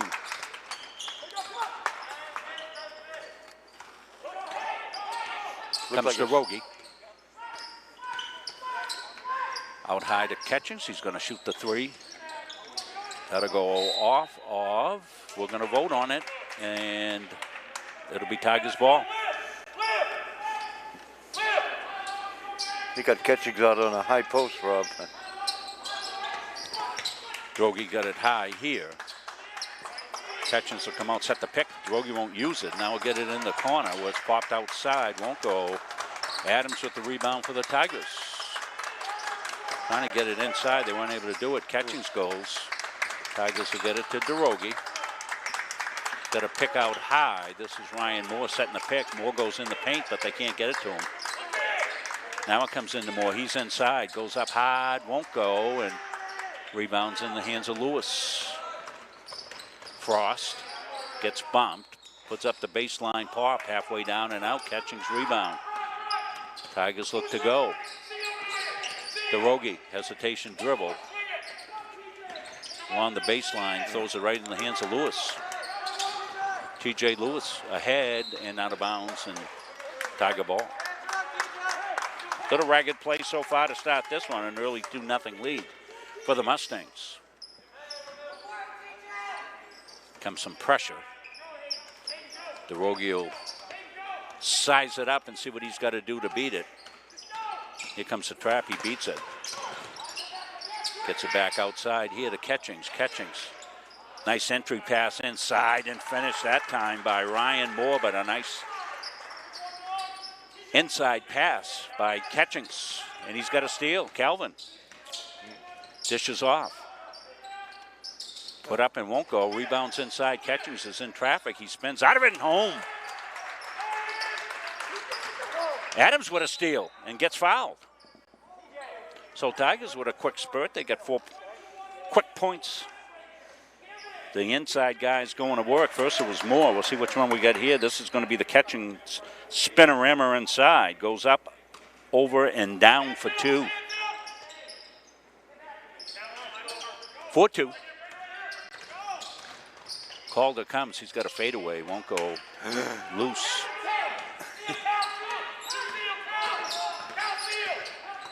DeRogie looks for help. Gets it outside. Moore's good out there. Yep, he is for sure. 3-point basket. Ryan Moore with the sweet shot outside. Tigers extend 7-2. Got 5 already for Moore. Calder thought about it. Now gets it back outside. Pop way downtown here by Fletcher. No, DeRogie with the rebound. Tigers finding their offensive stride the last few times down. Moore's inside. He gets a release. Gets it in the corner. It goes back outside. Tweedy's going to pop from there. Won't go. Rebounds loose. Catching's in there somehow, some way. Yes for 2. And timeout coming. Probably cue up a replay on that one. Watch Catching's here. No, this is going to be the 3-point shot by Moore. Look at that beautiful release there. You get a great camera angle on it. Good job by Evan Grady, our camera operator, to give you that one. And Tigers with a spurt here. They've got a 9-point run here themselves. They trail 2-0, 9 straight points by the Tigers. And they got it cooking here early on, 4:11 left. Took them a little while, Dick, to get going. It did the Tigers, but the outside shot by Ryan Moore, a couple of putbacks up inside by Calvin Catchings have been the difference here for the Tigers. We'll take a look at it right here. Watch this one inside here. This is going to be the beautiful up and in move by Catchings there. No look. Up and over, didn't even look at the basket there. Knew where he was by floor position. Put it up off the glass and home. So good job on the replays, Chris Wheeler. Hope you're enjoying the couple of little treats we got here. The new Stinger with the M coming in full screen there. And Tiger looking very self-satisfied there. Don't be satisfied, Mr. Tiger, yet. They don't have anything. And keep roaring. And the good thing is, Rob, the 2 big men are getting underneath and scoring. Ryan Moore's got a 3 and a 2, and 2 baskets for Catchings. Great baskets for their 9 points. Yeah, good stop by the bigs here for the Tigers. Here comes a little pressure by the Tigers, and they cause the turnover off the pressure.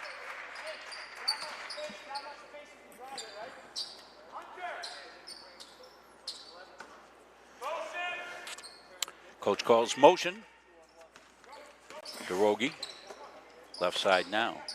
Kyle Adams surveying the scene. Going to bring it down. Look to hand it off. He's in trouble with a capital T, but he got it back outside. DeRogie. Over to Moore. He's good from there. That one came just a little short. That's a good shot for him. Here comes Cam Armstrong. Cam behind the back. Does a little Harlem Globetrotters action there, but it goes out of bounds. Kept his dribble on the ground, Rob. Who was a great dribbler for the Harlem Globetrotters? It was a Curly Neal. Goose Tatum. Goose Tatum? Yeah. Who did all the tricky dribbles there? Meadowlark Lemon. Meadowlark Lemon and, Dick and I grew up with the Globetrotters. They were undefeated during my time watching, Dick. Yeah. Used to play the Washington Generals. Yes. Yeah. It was like big-time wrestling in a way, you kind of knew the outcome, but it was still fun to watch. Back outside here. All the young kids are going, what the hell that the old guy talking about tonight? Calder's going to go. He puts it up, won't go. Rebound, almost a putback, but Ketchens has got it. Ketchens downshifts. Comes in traffic, looks for help. Into the corner here for Adams. Adams launches, won't go. Rebound, Tweedy. Good job by Tweedy. Adams, he's going to drive, puts it up, won't go. Fights for the rebound, and we got a muscle tussle. Hell ball for the Mustangs.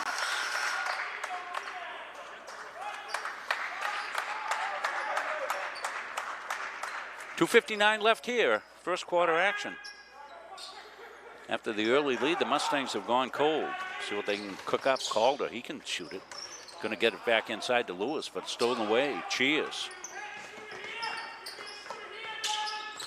To Ketchings. Oh. Up, down, and out. Good feed by Cheers. It was a good take by Ketchens, and just not quite as square as probably wanted to be. Back outside here for the pop by Fletcher. That one's up, over, and around and through. It'll be out of bounds. Hunter Burgess checks in for the Tigers. And Burgess is a good outside shooting. Heard Coach Morrow say, good shooter. Comes Cheers with it. Adams. Nice no look. There's the Dunkarama on the feed.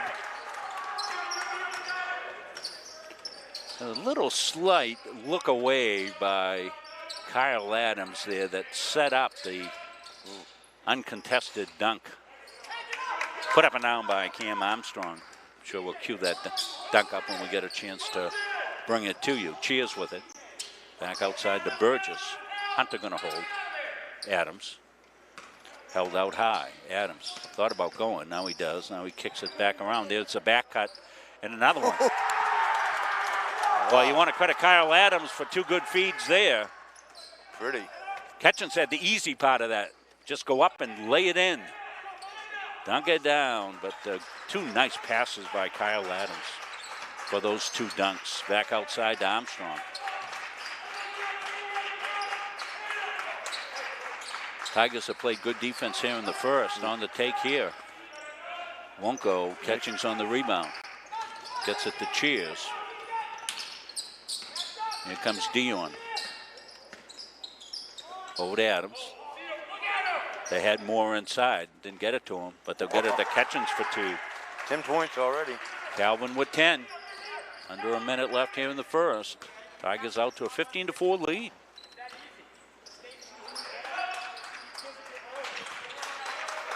Held outside now by Lewis. Calder. Manny going to hand it back off outside to Cam Armstrong. All the way across. That's going to be up by the fans. We'll take a look at the replay here, see which one we got. Watch Adams here. A little look inside. He's going to look to the right, pass to the left. A power dribble and a power put up and down. I want to thank CBU Benefits, our replay sponsor now. We've changed our replay if you haven't noticed. So you see our sponsor up at the top now. We got that little Munzing Media stinger come into play, and Chris managing that very well here for us. 30 seconds left. Adams goes, somehow gets it over to Ketchens. Nope. I don't know how he did it. That one won't go, but it's loose. Who's got it? Tigers, Burgess. Adams, they get off him. So Kyle says, 3-ball. Wow. As good a quarter as we've seen the Tigers play here. Steele. Comes Hunter. He goes up, lays it home. 20-point quarter for the Tigers. 20-4. Hunter Frost. And stolen by Adams. What a quarter Adams has had here, Dick Clayton. Wow. Here we're going to see Adams again. He's going to step back. The defense says he's not a shooter. Kyle says, you want to bet.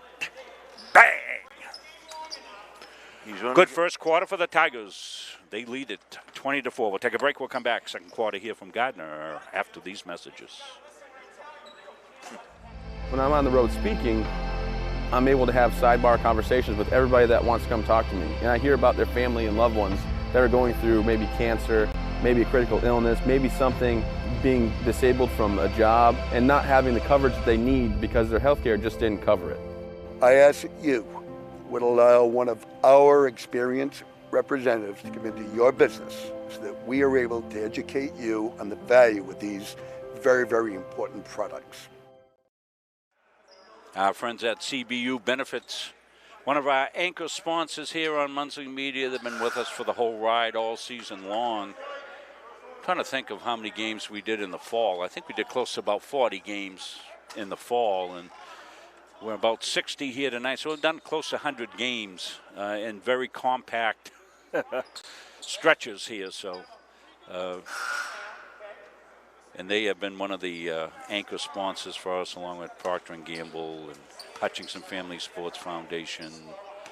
We thank all our wonderful sponsors for their participation in our programming. Heard from Richard Hutchinson, who's with the Hutchinson Family Sports Foundation. Richard contacted me today, said anything more I could do to help out with the field project. That's the kind of folks that we have here working with us on Muncie Media. That got forced in by Cheers and knocked away on the take here. And nice take by the Mustangs, Hayden Fletcher for 2.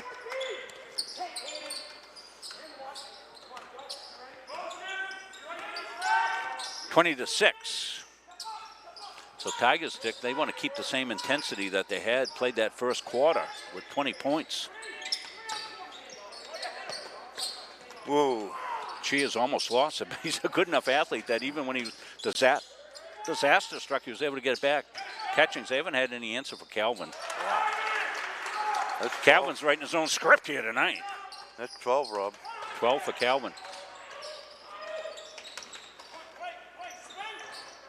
See, the problem is with Calvin, when Tom was here for the games, he must have been a jinx or something because Tommy not able to make it, had to have the fill in Jason Moody. Here comes Cheers. Cheers is going to go up and over that. That had good height. We call those helium balls, Dick. Those things go up, they don't come back down. Yeah. Good like Dion, he really plays with a lot of energy. Good follow, tip in, Hunter Frost.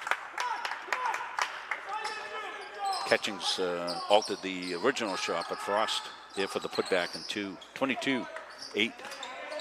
Hunter Burgess with it outside. Kyle Adams having a terrific game, dealing the ball outside and hit the three-point shot. Great all-around game. There's a reason he hasn't come off the floor, because he gives the Tigers such great energy. Get it inside to Hunter Burgess. Hunter went up, got fouled.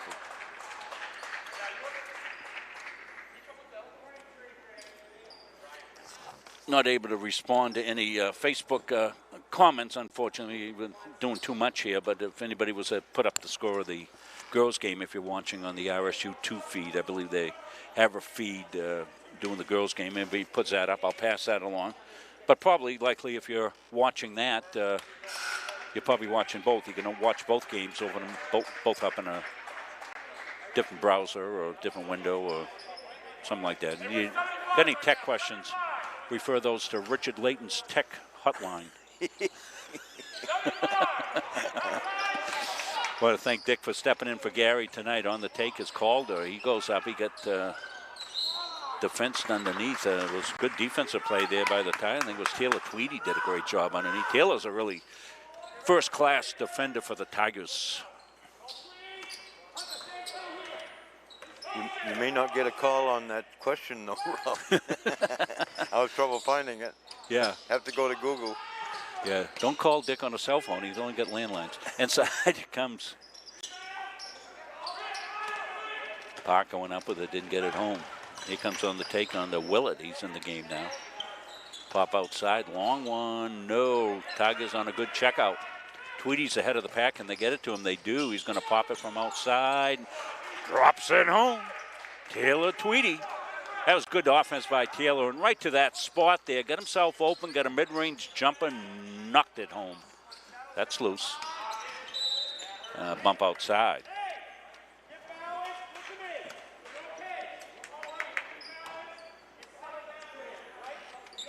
(25-8). See the score.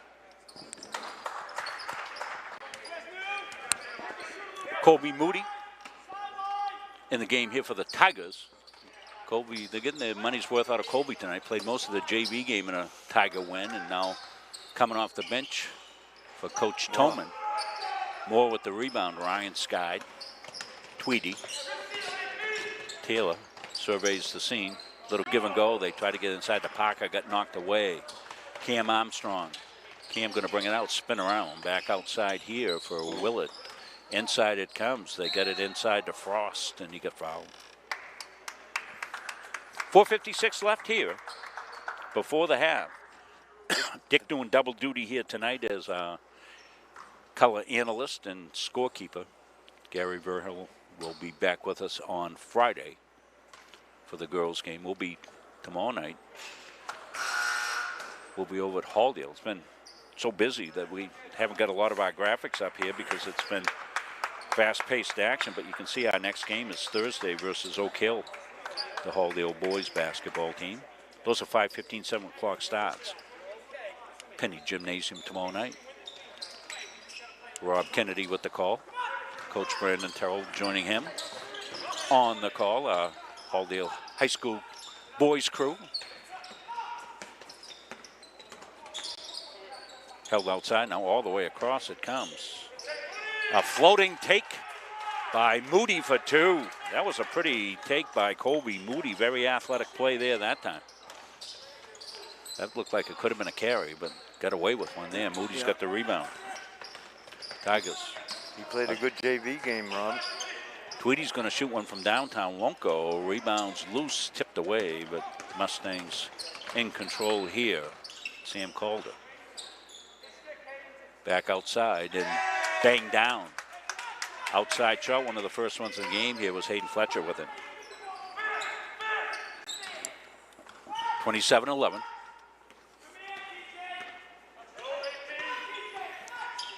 Ryan Moore's going to pop it. Oh, won't go. On the take here is Fletcher. Fletcher back outside. Hayden right side now. Manny Calder makes room for himself, pops it up, won't go. Rebound swooping in is Hunter Frost, but he can't get it. Moody's got the rebound, and let's see.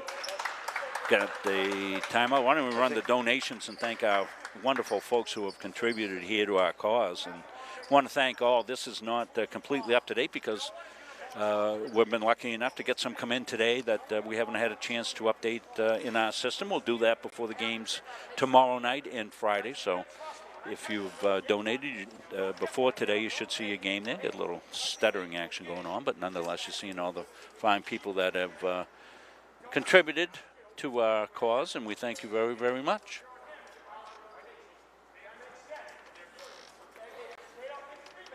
Probably run the second one, Chris, when you get through this one. Stay with us at halftime. Dick will have the official, unofficial stats, as we call them. Yeah.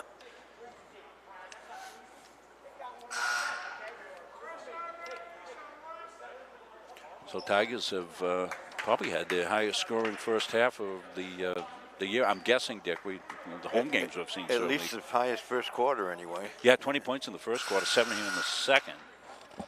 27-11 is your score, 3:37 left. A lot of my former students on that list, as I see my former players on that list. We thank you. We'll run that again a couple more times in the course of the game. Thank you for your kind donations here. Here comes a trap. Tigers look ready for it. DeRogie out to Catchings. Catchings back outside, and they cause a turnover. And Coach Morrell's happy with that, just how it was drawn up. He knows they've got to do a little defensive work here to get back in this, and the first foray into that pressure works out for them. Tigers with a steal and drove it out of bounds by DeRogie. But good quick hands by DeRogie.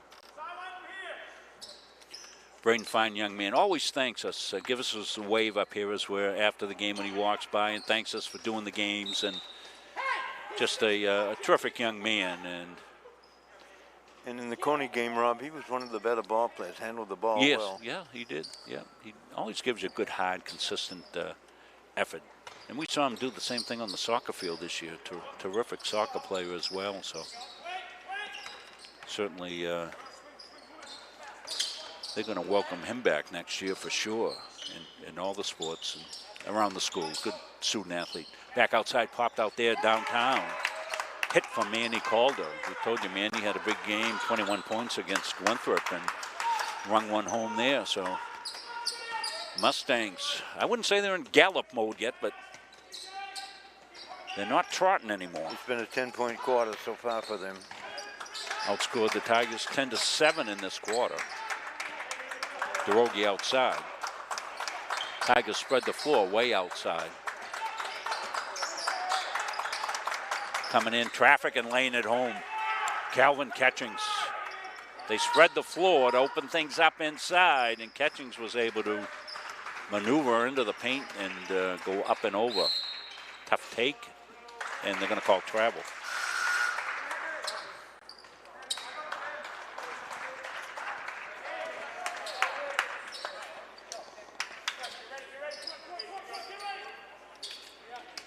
Mustangs step up the pressure a little bit. Now they'll fall back to half court. See if they'll trap out of this stick. Comes left side. Tigers anticipating the trap, but they get me in the man. Catching outside again. He's good out there, though. Yeah. Good ball handler. DeRogie trying to get it inside to Moore, but good defense stolen away, and they let the bumpy poo go. Coming down right side now is Willett. He's going to go, and he gets fouled. I think DeRogie's going to get called on the foul here. We'll see. Yeah, it's on DeRogie. See what that is on him. Just his first, and team's fifth. Only one foul against the Mustangs. So we may go the first half without shooting 1-1. Teams have played a clean game. Huh. Yep. What's to call this shooting?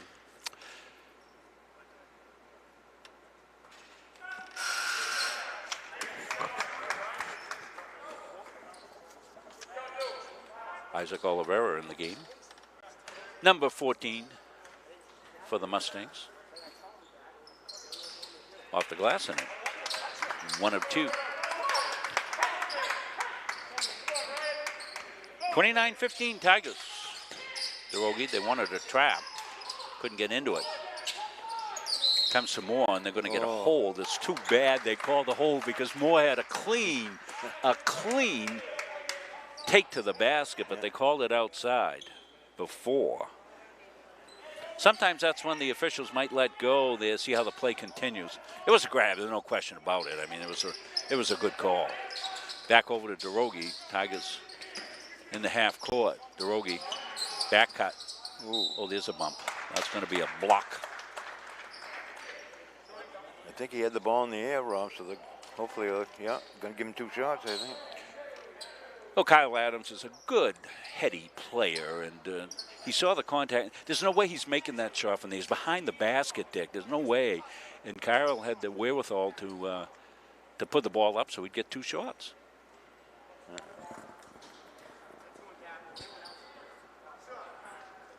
We got a second here. So his grandfather, Doug Brunel, watching. Doug was one of the great players for Art Warren back on that great 1974 team, Dick. Oh, yeah. Before my years in Tiger Town, but I've certainly heard a lot about it. The great legendary Coach Warren. Robbie Somerville. Doran Stroud. Yeah, great team. Trot. Dick was one of the guys in the gym at that time, I bet, watching those games. Oh, yeah.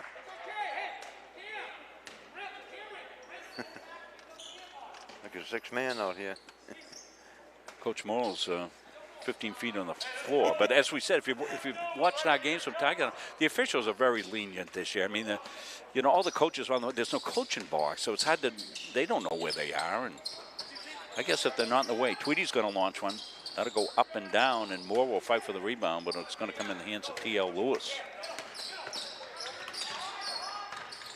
Tigers hustle back on the D. They'll reset the offense to Cam Armstrong. Armstrong got Tweedy on him.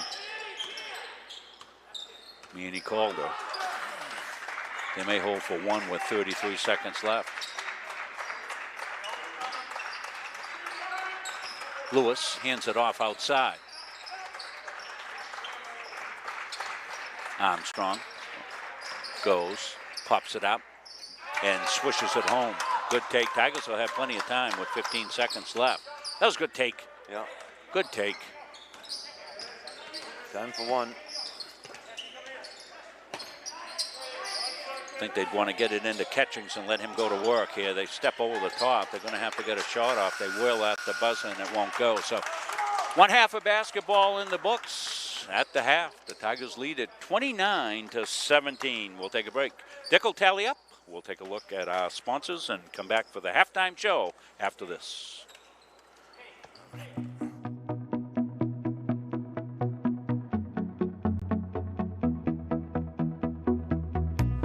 The culture in PNG is very different. It's very special. Everyone is very collaborative. Everyone is very honest, and they want to help you succeed. I work with a good group of people. A lot of experienced people have been here for many years. Some people that I work with have been here for 30 plus years. You have the tools to learn, the necessity to drive you forward, which are great. I'm getting my needs met career-wise. So I'm getting the leadership experience. I'm getting the coaching that I need to move on and move up. The greatest aspects of benefits we get here. You know, we get health insurance, life insurance, disability insurance, and it's all keys in. That's worth something to me. Along with the pay, I know I'm going to have a paycheck at the end of the week.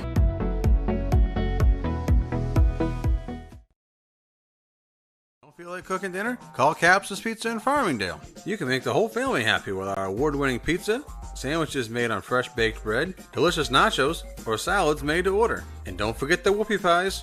We pride ourselves on fast, friendly service and an overall experience that's better than you might expect from a pizza place. So order Capsa's tonight. Pick it up, have it delivered, or enjoy our dining room. Give us a call at 582-0522 or enjoy the convenience of online ordering at capsaspizza.com.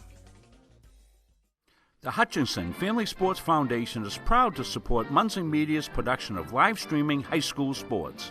We recognize the hard work and dedication of Maine's high school student athletes, and we applaud Munson Media's pioneering live streaming efforts. The Hutchinson Family Sports Foundation. Junior Trojan Football and Cheering would like to thank Maine Athletic Fundraising for allowing us to build this beautiful facility.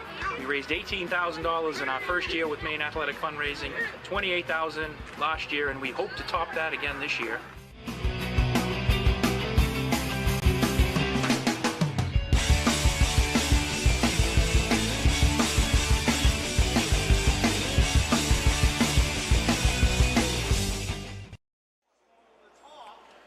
Back at the John A. Begoli Memorial Gymnasium, it's Rob Munzing, Dick Layton here for the call of this one.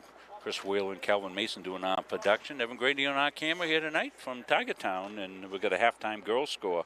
35-17, Nikki Leathers says, at the half. So Nikki's doing double duty here tonight. She's one of our great fans. I think Nikki's on in Pennsylvania watching us, watches all the Gardiner games, grad of Gardiner area high school, and so it's great. And Nikki's one of our great fans here.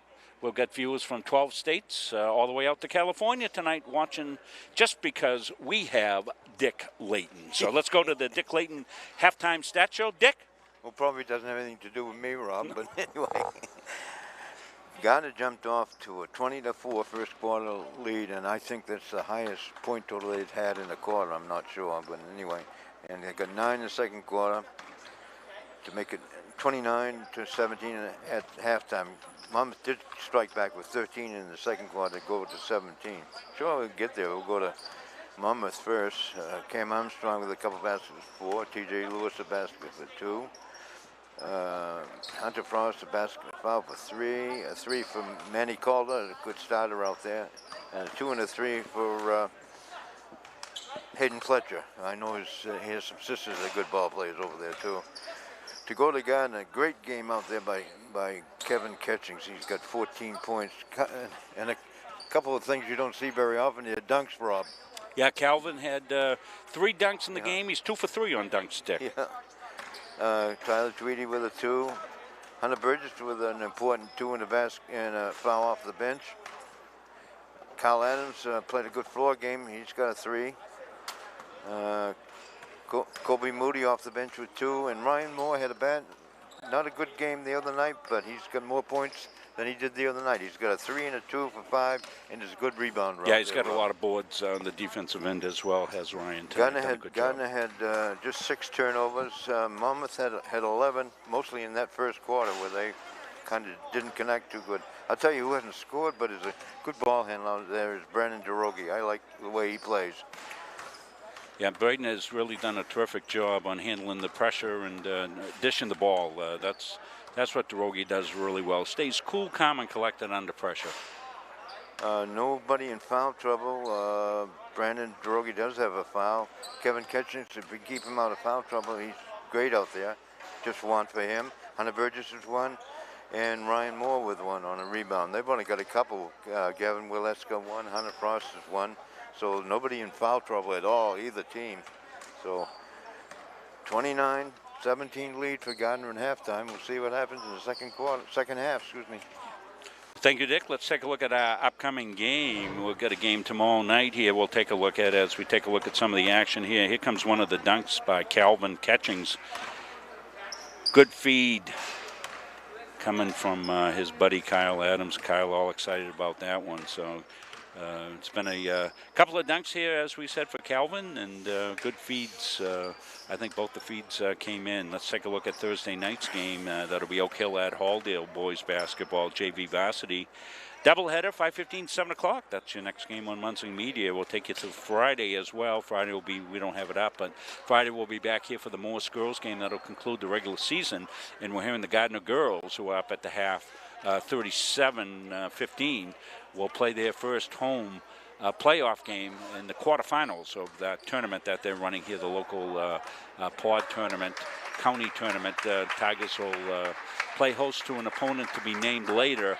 That'll be next Thursday, and of course we'll be up at Halldale tomorrow night. We'll check in with Coach Chris Ranslow, the AD up there, find out what's cooking for the Bulldogs up there, because we're going to be covering all our teams in postseason play moving on here during the next couple of weeks. So it's going to be a fast-moving tournament. They have a preliminary round. The Gardiner boys could possibly finish number 8, Dick, and if that's the case, they could next Tuesday night have a home prelim game, 8-9 game. So they're on the bubble between 8 and 9 in Heel Point. So they could possibly be here. We'd end up doing split crews because we're already committed to Halldale next Tuesday night. So we'll do one of our double games if that happens. And Gary Verhill, Dick, and I will be here, and we'll bring you that game. And Calvin will join us for that. And then we'll send Chris and Evan, along with the Halldale play-by-play people up there to do that game. So that's how we'll do it. Good start there, and put up by Cam Armstrong for 2. And we heard Coach Morrow telling his charges exactly what they needed to do here going forward. Here comes DeRogi with it, going to get it right side to Adams. Adams comes in behind his back to Moore. Moore was as surprised as everybody in the house to get that. Now he's got inside, he's got position.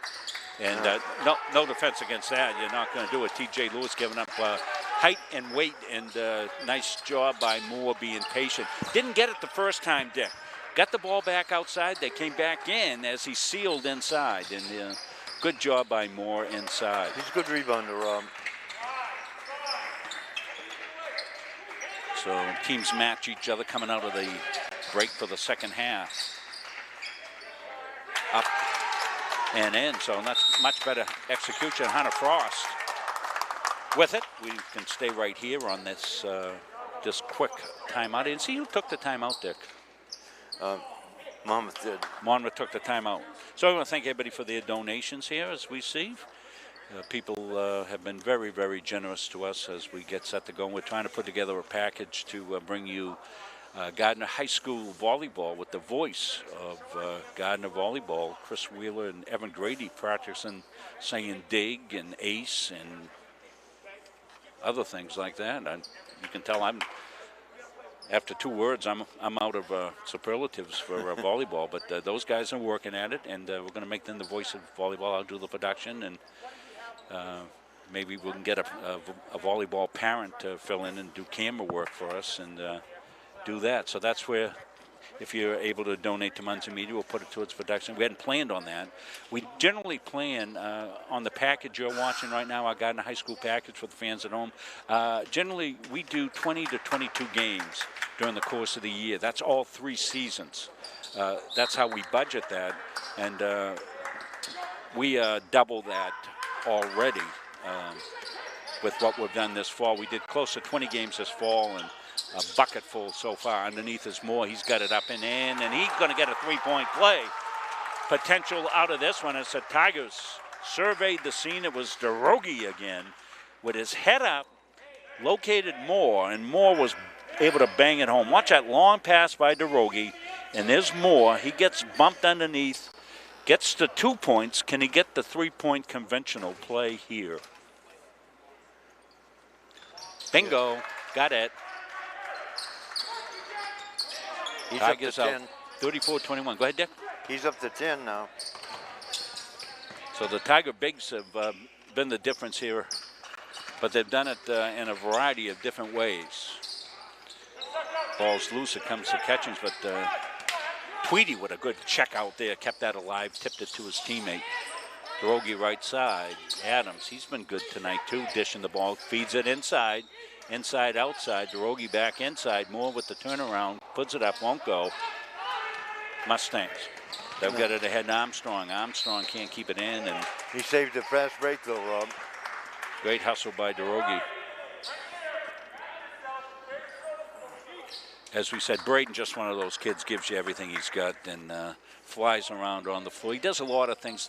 You know, they doesn't show up when Dick does the stats, but he's, you know, he's on the floor and he's making good passes. He's got several great assists here tonight, so very happy with the Tigers' overall team performance here so far. That's tipped away and loose. Anybody's ball. Armstrong will go back and pick it up. Cam looking to set something up offensively for his team. Fletcher going to hold. Come back to Armstrong. Couldn't beat Adams. Manny Calder. Little hesitation. Pop. No. Tigers have owned the boards. Ooh. Catchings. Can't get through the traffic, but gets it back outside. Tigers missed the outside shot, and here on the go is Calder. Calder got cut off, and DeRogie with the steal and gets fouled. 5:28, 34-21. Tigers with the lead. See Coach Morrow.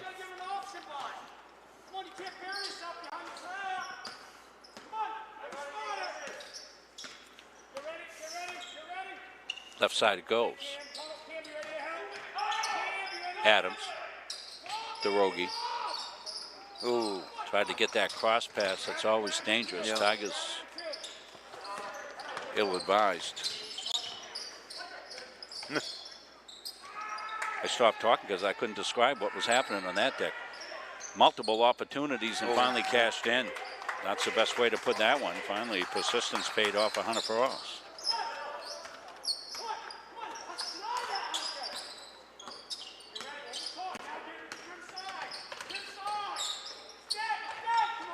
That's thrown away. Was it tipped? No.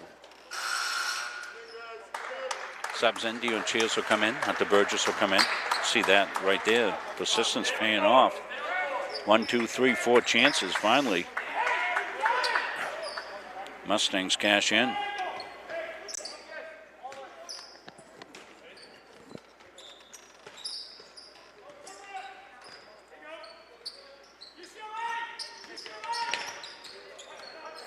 Cheers on some good defense here, trying to harass Hayden Fletcher. Hesitation dribble. Tigers recover pretty well in the half court on the D. Tigers matched up in man. Cam Armstrong. Off the cut, that's a tough shot and hit.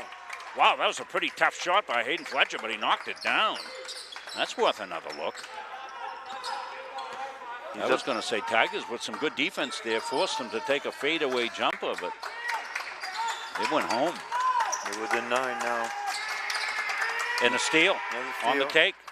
Hunter Frost going to stop, lay it up and in. Hayden Fletcher. Tigers will take the timeout. They want to settle things down as the Mustangs have roared at them. Watch this right here. This is good defense by Cheers. Forces him back for a tough turnaround jumper. But Hayden Fletcher says, no problem. Yeah. I'll knock it down. So we got ourselves a tilt here, 34-27.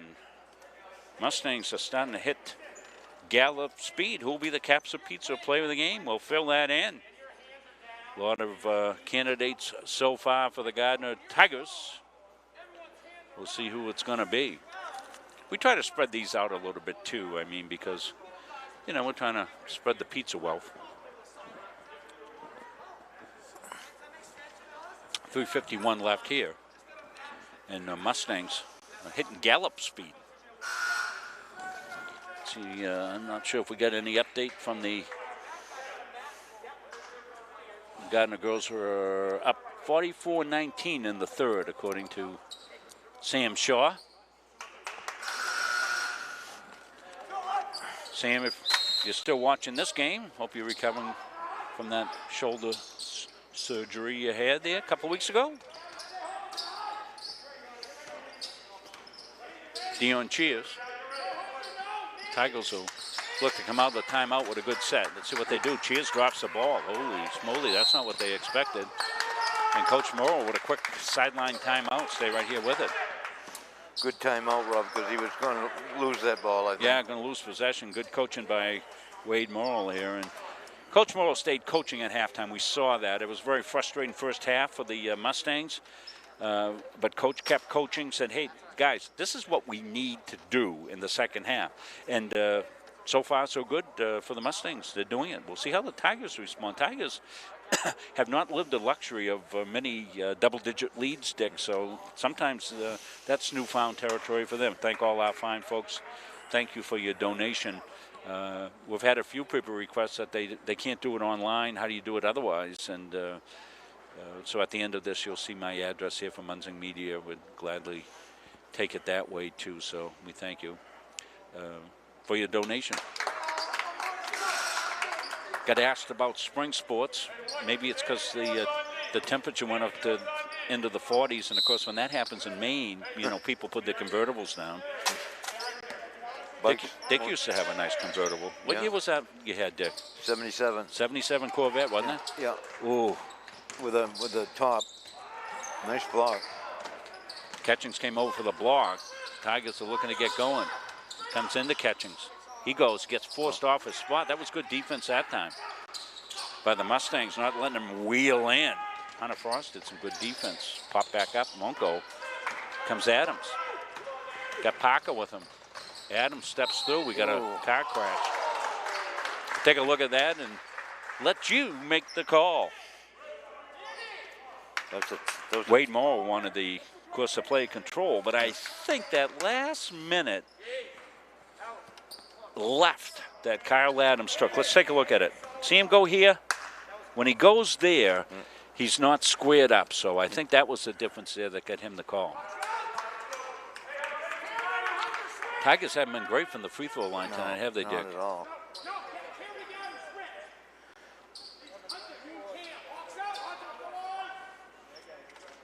(34-27). Tigers struggling a little bit this quarter. No, nothing. 16-point lead has dropped down to 7, Rob. Mustangs playing with a lot more confidence. Dion Cheers with the rebound underneath. Comes Dion. Tricky dribbles. Steps through. Puts it up. Whoopsie woo. Rebound, no. Cheers got it again. And he throws that cross pass. It's always in danger mode. Good sportsmanship there, Rob. Knock him down, help him up. Cheers hustle back. Got called on the foul. Going to make him run from the free throw line. Hard foul, but playing hard. Let's see it right here. Cheers comes over. Would have been in the bleachers if they'd been pulled out. Yeah. Some Some lucky fan would have had Dion Cheers as a souvenir.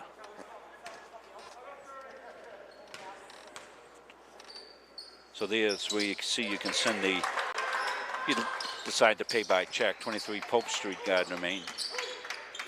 Thank you. Inside. Parker was open. It got off his hands. Acadian not able to bring it in, and 34-29, 5-point lead. What did you say Tigers had a 16-point lead? 16 at the first quarter, 20 to 4. 20 to 4, so.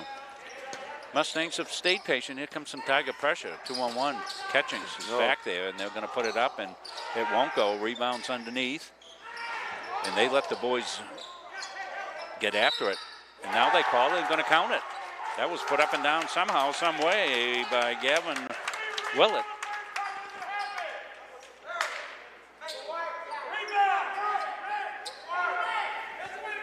Going to see this scrum going on inside. Mustangs have had a little bit of gallop in them here in the second half, and they've closed this down. That won't go. Rebound's going to get a push. White ball. I'm not sure who they got on the call. I think it was Hunter Frost. Was it Frost? Yeah, it was Frost on the call. His third, Dick. 3-point lead now. Single possession. Cheers with it. Tigers had their way inside in the first half. They haven't been able to do anything inside here to speak of in the second half. Let's see where they go here. DeRogi going to kick it back outside. Here comes a trap. Burgess going to pop it outside. Won't go. Catching skies for it. Goes up with a tough shot and rolls it home. 16 for him. Big boy basket there. That was in traffic. It'll pop outside. Won't go, and that'll go out of bounds. So.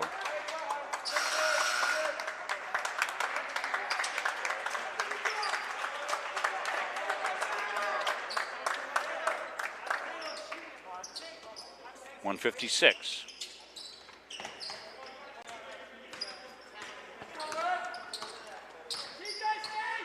Tweedy back in the game here for the Tigers. Catching's up high, just turns, pops, puts it up, won't go.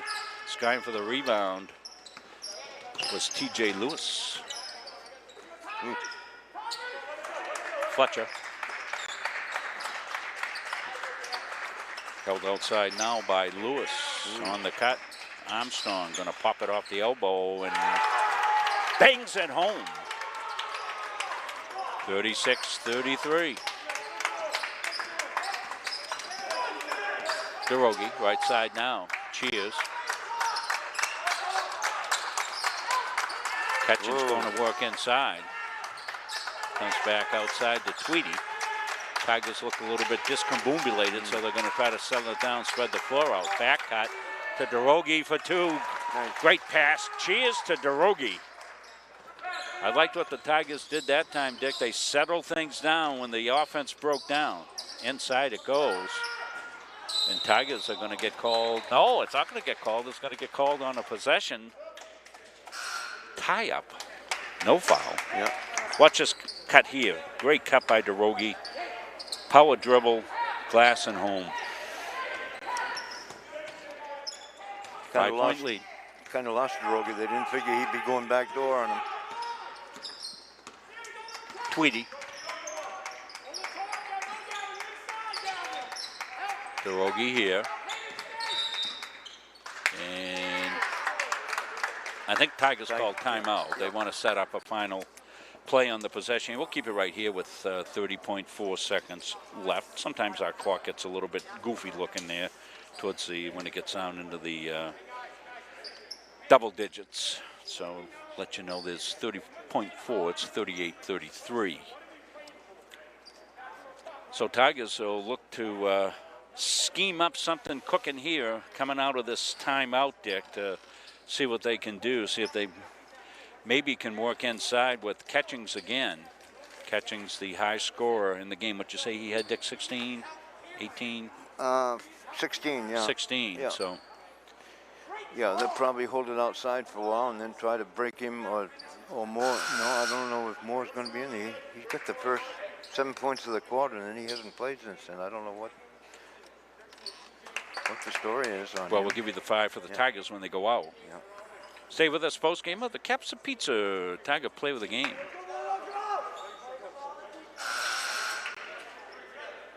No, he's still out.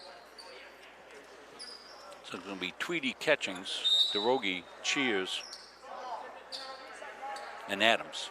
Be the 5 for the your Tigs. DeRogie at the controls here with 27 seconds left. Comes over to Adams. Adams goes in the paint, kicks it back outside. Tweedy in the corner. Ooh. Ill-forced pass inside. Mustangs on the take.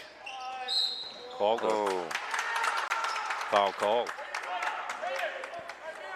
So it's on the floor. They had it to give. So Tigers only with 13 fouls. So I think it's Cheers.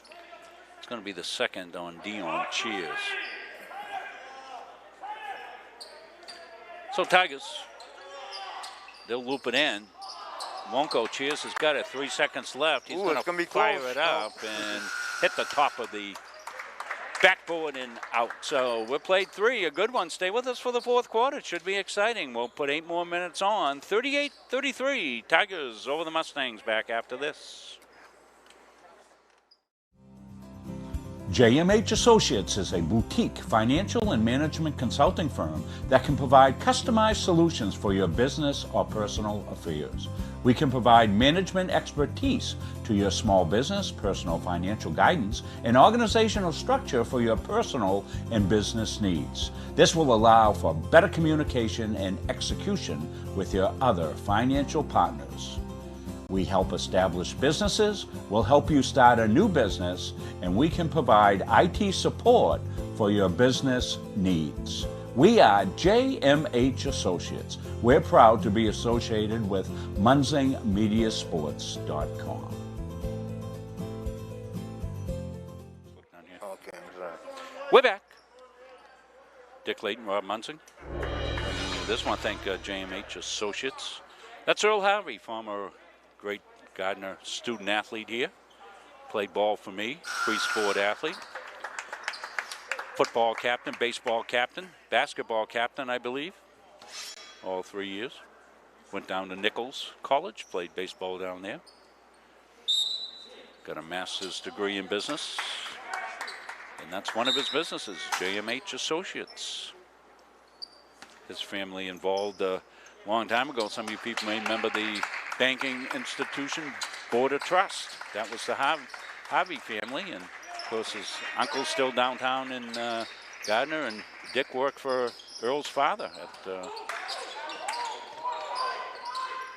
his business, Standard Distributors, right, Dick? Yeah, Ned Harvey. Ned Harvey. Great family. They've contributed a lot here, and Earl continues to support his former high school, even though his sons play for Brunswick. Comes inside to Moore goes up. We got a car accident. Drawing the charge underneath, and you got to give him credit because they were getting beat inside on that. But Hayden Fletcher stepped in, took the charge, and they read the play. See it right here. Watch this. Comes inside. Fletcher comes over and gets a. It's only his second foul, so he gets a body shot. Took one for the team, as we say. DeRogie. Tigers got numbers if they can get it.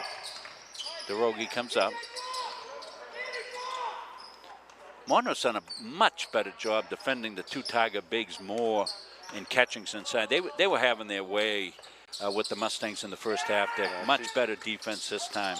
Tweedy goes, and we're going to get a push-off foul on Tweedy. Took that left arm and extended that into the defender, and that's an easy call when the officials see that, and defender went flying because he got hit. I don't think he was trying to sell a call. I think it was a legitimate result. Watch right here. See you push off the defender. Yeah. That's easy. Even I saw that, Rob. Easy call. Yeah, Dick's made his share of foul calls at the youth league level, all the games that he's done over the years. 6:42 left in this one. We got probably going down right to the wire. You got to think. JV game was the same way. Nice cut and put up and down by Owen Harding. Good execution.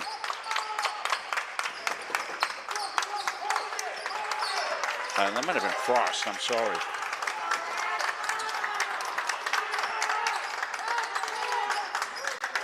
Tigers on the weave outside. Derogi. Tweedy now. Catchings. They force it inside. Much better job by the Mustangs in the passing lanes. Here on the take comes Frost. He's underneath. He gets it off. And up and down from Manny Calder. 38-37. Barn burn time. Just under 6 minutes left. Hold on. Tigers had that 16-point lead, 20-4 early, and Mustangs stayed with their game plan and have executed well, particularly in the second half. Catchings outside. That's a big three ball by Calvin Catchings. Just what the doctor ordered here. Dr. Catchings dialed one up from three land, 5:28. And we got a foul. We're going to see this one. Catchings knows where he is on the floor, steps back just outside the three. Bangs it home. Calvin with a very deliberate move there to step back outside that line, Dick, because he knew he had an uncontested shot. 41-37, Coach Tolman says no turnovers. Tigers have forced it into the passing lanes a few times, and the Mustangs have done a good job. Those cross passes, up and out. He thought Catchings was going to go towards the basket.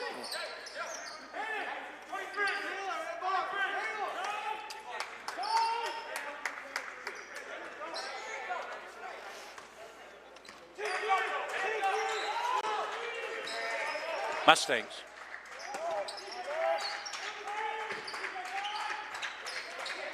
Calder gets it back outside, surveying the scene. Tigers on a zone now, 1-2-2 zone, looks like. Very deliberate out there. A 2-1-2 zone, it looks. So Mustangs looking to break down this zone. Ooh. Out off the rim. Rebound up and two. Second point opportunity, and Manny Calder. Second chance opportunity, Manny Calder for two. Hope you're enjoying this one, all our fans in Tiger Town and watching out at Monmouth. Release inside. Little bump, they let go. They let the boys be boys. On the take is Cam Armstrong. Cam stops, pops, bangs. And we got a timeout. Got a tie game, and the Mustangs on the floor. They're feeling it right here. We'll take a break. We'll come back. An exciting 4 minutes still here at Gardiner when we come back after this. At Randolph Hardware, our game plan is simple. We offer way more than just hardware, but it all starts with a promise. We have what you need and always with a smile. We have a huge selection of paint, plumbing, electrical, and gardening supplies to help you complete simple projects to major home renovations. We also offer a rental center, factory authorized power equipment repair, and the best tool selection around. So stop in today and let the Randolph Hardware team help make your project a winner. We're back here to Tiger Town, and we're tied up at 41-41, Dick. Going to be a good finish. Yeah, we saw the JV game. We hope that would be a good finish after that, and sure, this one has come up to the expectations. Gardiner girls won big over the Mustangs out at Monmouth, 70-32. Our Muncie Media Pennsylvania correspondent Nikki Leathers reporting in from the Keystone State. Right? Keystone, Dick? Right. Yeah.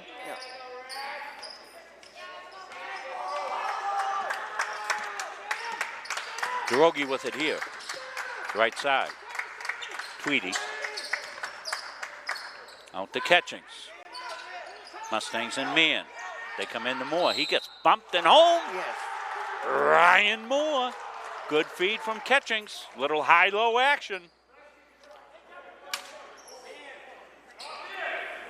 Taking a look right here. Nice release inside. You can see, obviously, pushing the back, but Moore's able to finish it, and we'll see what he does here from the free throw line. See if he can give the Tigers a three-point lead. So that was good execution by the Tigers coming out of that timeout. And they don't get it.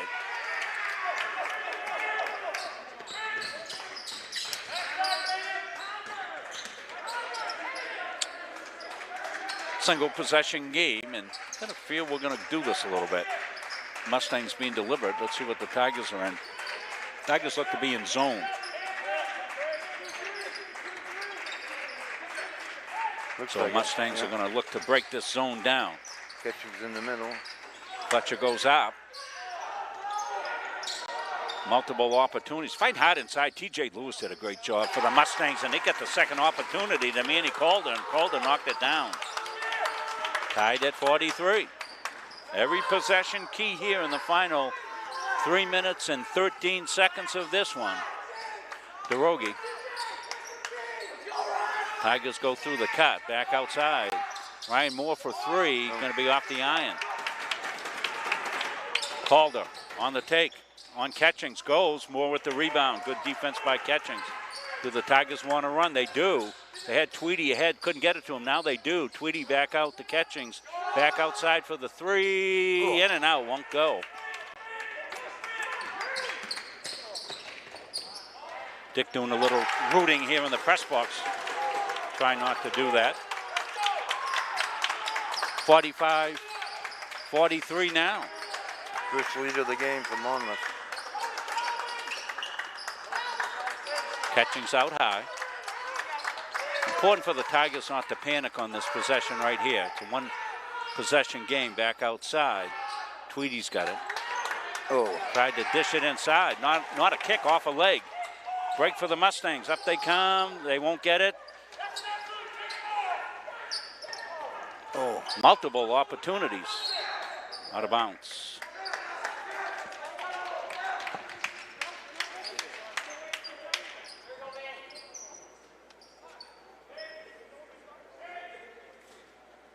Little discussion going on there, downstairs. And Mustang ball.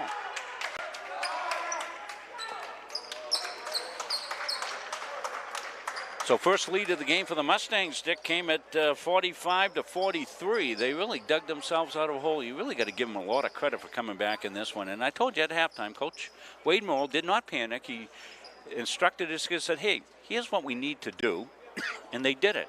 Now we'll see what the Tigers have to counterpunch here.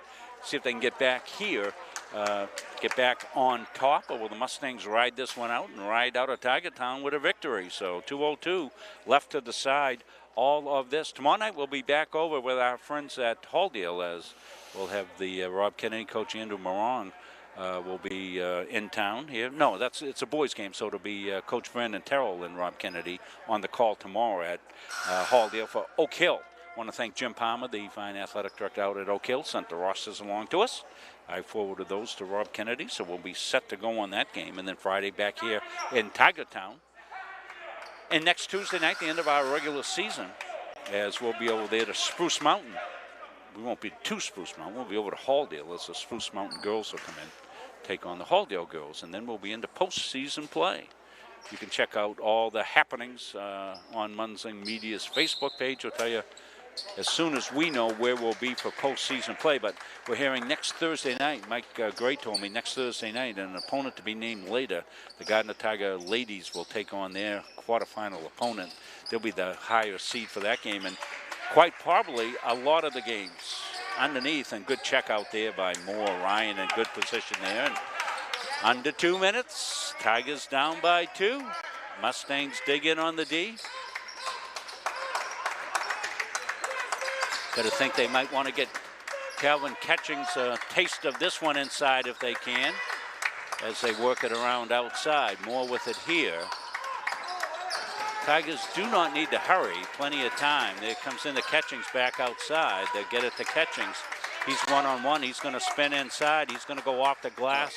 Won't go. Ryan Moore with the rebound. Big rebound. They'll fight for it. There'll be possession or favor Tigers. So 1:17 left.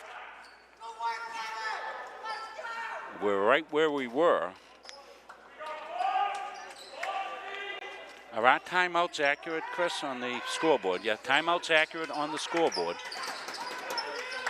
So you see those. Chris doing a good job tonight of working that along with Calvin Mason. So Tigers in the half-court set, just over a minute. They're fiercely fighting inside. DeRogie with it. They're really looking to work it inside the catchings. Moore staying out deep. Tweedy. Tigers not panicking. And now they want to take a timeout and set it up. So we'll stay right here with it. So Tigers ate some time off. And now they will go to the bench and they will try to figure out exactly what they want to do. The coaching staff, you see it right down. Evan's giving you a good view of what's going on down there in the Tiger huddle. Coach Toman's got his board out, getting set to go. You can see how hard the Mustangs are working to deny an easy entry into Calvin Catchings. You saw the battle royale going down in underneath there. TJ Lewis was fighting him tooth and nail, among others. You got to think that if the Tigers get it inside the Catchings, everybody will collapse in there. So will they go inside, maybe back outside? We'll have to see. I'm trying to take a look at the timeout situation there. And those aren't colors I can really read, so I'm gonna ask Chris to give me a.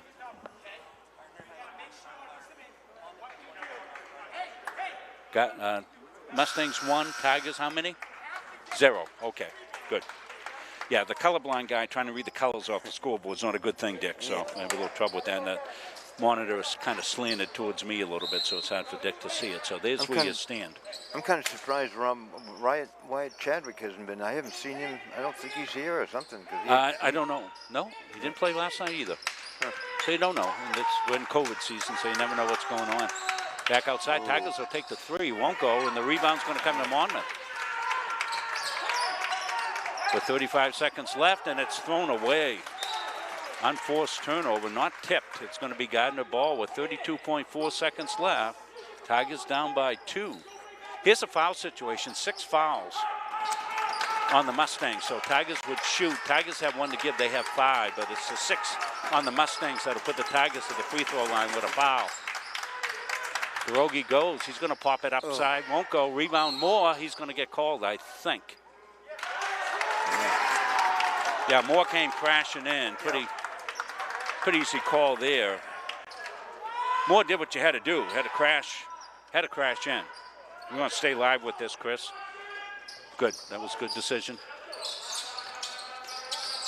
Now Tigers have 2 to give, so they're in trouble. Tipped away. Ball's loose. Who's got it? Tigers got it. Catchings has got it. Goes in. He gets fouled. Puts it up. Won't go.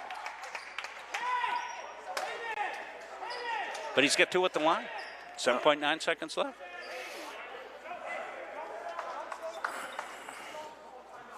Can you spell OT?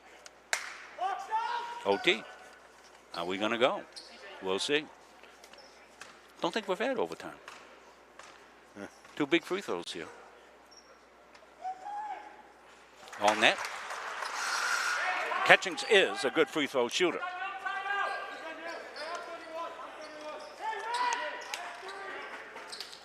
.9 seconds left, so on the make. Plenty of time to get down the floor, Dick, for a game-winning shot. Yeah. Ooh, goal. And he will.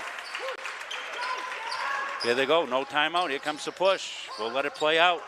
Come the Mustangs, a push off. Let's see which way they go with it. The block is going to go against the Tigers, and Coach Toman wants an elbow. We're going to take a look at that one. That's a key call in this game right here. I would have preferred to see nothing. So let's wait. Here it is right here. Let's see which way it goes. Here you see it. We're going to come back live, Chris, for the free throws. Here we are. We'll save that. We'll slow it down to quarter speed here. Up and rips out. Tigers got the ball. That'll count if it goes, but it hits something up higher, and we go overtime. Clock's out. Coach Moore's on the floor. He says he wanted a millisecond left when it hit the sanction up there. He won't get it. No. So let's go back. I didn't get a chance, Chris. You brought it up before me, but let's go back and look at that. It proved inconsequential, but it could have been big. Slow it down, Chris, as much as you can. Here it is. We had 2 turnovers in the last 30 seconds because we panicked. Yeah, there was a little push off there. Yeah, I could see why Coach Toman felt the way he did. You saw it at home. That's one of the things that we've got a chance to do here at Muncie Media. We can give you replays. You don't see that in a lot of other places. Let's see if we get it again. That's Armstrong. He goes, and the Tigers wanted a push-off. They got the foul called, and shooting 1-1 didn't go. We got the coin flip. Let's see. I think the Tigers won the flip. They're going to take the ball. Yeah. This isn't like football overtime. No, when you win the toss, no you go on defense, you know. No defers here. Yeah, you don't defer. You take the ball. So we got the bonus ball, 4 minutes in overtime. As I said, I don't think we've had an overtime game so far. Excuse me. So we're lucky we got it in the second game, not the first, Rob. Yeah. Yeah, we love JV games, but we don't love JV or freshman overtime games because they throw our schedule completely off. But the game's on for us, Dick. We had our chance. You had your chance in the 50s. I had my chance in the 60s. Yeah. These kids get their chance in the 2020s. Now, Rob, everybody can fancy dribble. Everybody goes between their legs. Used to be just the guards could do that back then. Speak for yourself. I was lucky to get on the floor, Dick. I played with some really good teams on Danvers, Mass. I did get to play at the Boston Garden. Wow. Got on that floor once. Guy came to check in for me. I hid behind the officials so he couldn't find me. I stayed in. Tigers. First possession, they throw that cross pass. Dick, you got to watch your O's and R's and O's. Catchings. Going to weave through traffic. Puts it up and home. Sweet shot there. That's what Calvin wasn't able to get. They did a good job of defending him, knocking him out of that spot. T.J. Lewis just couldn't do it that time. And Tigers execute there the half-court game. Comes down to execution. That's a long three rolled up. Catchings got the rebound. He got hit from behind. Could have been a foul, but good non-call. Officials have done a good job. Hard thing to officiate out there, I'll tell you. I'm glad I'm not doing it. I used to umpire and worry about balls and strikes at night thinking I missed a call. See what the Tigers do. They're up by 2. Moore goes, puts it up, won't go. Catching skies, loses it, but it's knocked away from him.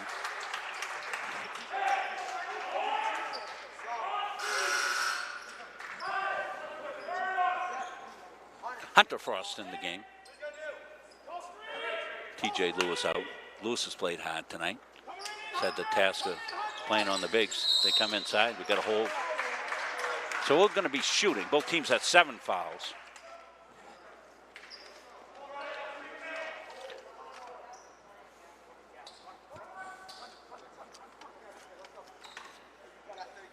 Ryan Moore. Good free throw shooters, Moore.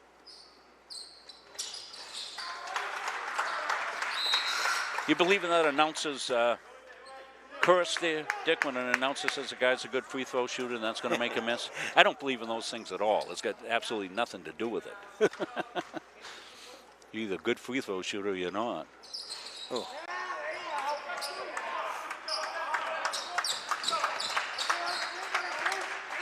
Three-point lead, so it's a single possession still. Mustangs tickling it outside. Knocked away. Almost a steal for Ryan Moore. Quick hands got it inside. Hunter Frost with it. He goes back over. Manny Calder trying to penetrate. Runs into a white wall, brings it back outside. And Mustang's doing the right thing, not panicking and forcing anything up, looking for a good shot. Frost. Tigers matched up in man. Now there's trouble in River City for the Mustangs, and we're going to get a possession that'll favor the Mustangs because Tigers had the possession coming out into overtime. So it will change the possession for the next one. That could be crucial. And it'll come down underneath. We're in overtime if you're just joining us. Bonus ball from Tickertown. Something called off the ball. And that's something I didn't see. It's going to be called on Cam Armstrong well off the ball. I mean, about 1.5 million miles away from, it's like Mars. So So Red will take a timeout. I don't know if we have that on a wide shot, Chris Wheeler, whether on a replay there we even have that him in the picture, but something happened well. I think it's well on off Manny the ball. Cole. We're going to see it here. We're going to run this whole thing. Good job, Chris. Okay, here it comes. I think it's on Manny Calder, Rob. Yeah, maybe it was on Manny. Okay. Yeah. So Tigers end up with the ball here with a 3-point lead, 2:12 left. I get a feeling, Rob, they're going to try there to it is. control the ball. Yeah, you got to think that's going to be the plan. Tigers, and then execute at the free throw line, possibly. Probably take a layup if they get it. They'll be happy to get that. Evan Grady doing a great job on bonus camera work tonight. Want to thank his family. The Grady family made a contribution. Evan brought it in tonight. We want to thank them. Big supporters of ours. So Tigers are going to have the ball right down in front of Coach Morrill here, right down in front of the bench. DeRogie will get the inbound, and they'll get matched up. Comes Braden DeRogie, left side. Tweedy's in. Nobody lost any foul situation so far tonight, so all the primetime players are in their spots here for the spotlight. Under 2 minutes. Yeah. Ooh. Stolen away and kicked. And Mustang ball.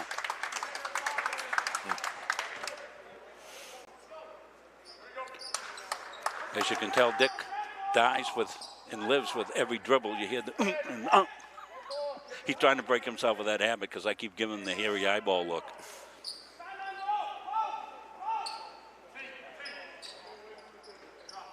I'm sure our Monmouth fans understand that when you've been involved with Tiger Athletics as long as the both of us have, you kind of lean towards Tigers. Nice out of bounds play.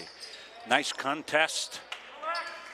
Good read by by Calvin. Ryan Yeah, Calvin made the play there because he came over and contested it. They had a preset play. Calvin threw it off. DeRogie inside. Now he holds outside. Tigers go through with it. Tigers got to be careful with the basketball.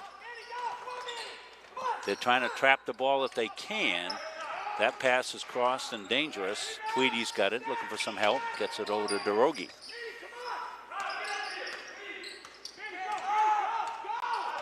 One away to go, Rob. Adams. Tigers looking to move the ball quickly. There's a foul. So now can the Tigers execute at the free throw line? We'll see. Tigers are smart to keep the ball in the middle. If you don't go to the wing, it's a lot harder to trap you. It's hard to trap out in the middle of the floor. Yep. They want you to come to the wing, come to the sideline, and then you can put the trap on them. But Tigers were smart, kept it outside, moved it quickly, and now free throws, very important.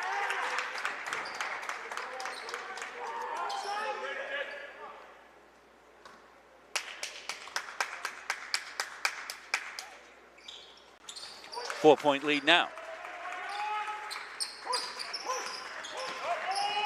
Coach Morrill says push, push, push. They do. Tweedy's got it. Now he just needs to control. He does. He gets it to the ball handler, DeRogie. DeRogie gets trapped to Tweedy. Tweedy got fouled. That's a good foul. Hunter Frost made. You got to stop the clock. 44.6. I know it doesn't look great on our screen here, but we'll give you it. We have a little trouble with the scoreboard here down the into the single digits. Tweedy missed the first one. Taylor Tweedy. We'll get another one. Catching Sky Kings. Goes up. Puts it home.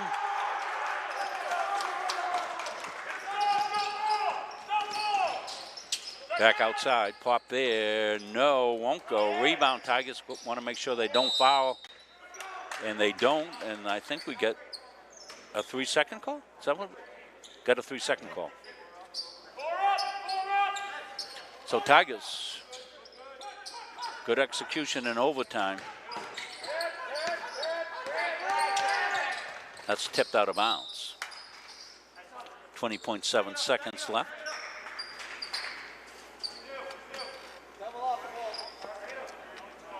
Going to see the Catchings tough shot to a fall away baseline pop. Nice job, Chris Wheeler, on the replay. And Evan Grady doing our camera work. That's thrown into trouble. Yeah. Jeepers creepers. They doubled up on the ball in, Rob.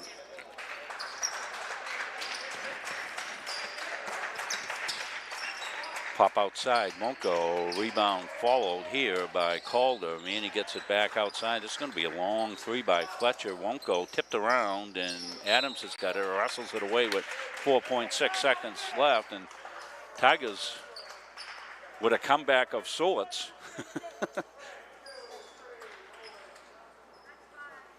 As they said in the great book, Dick, it was the best of times, it was the worst of times. It was the best of times for the Tigers early on as they raced out to a 20-4 lead.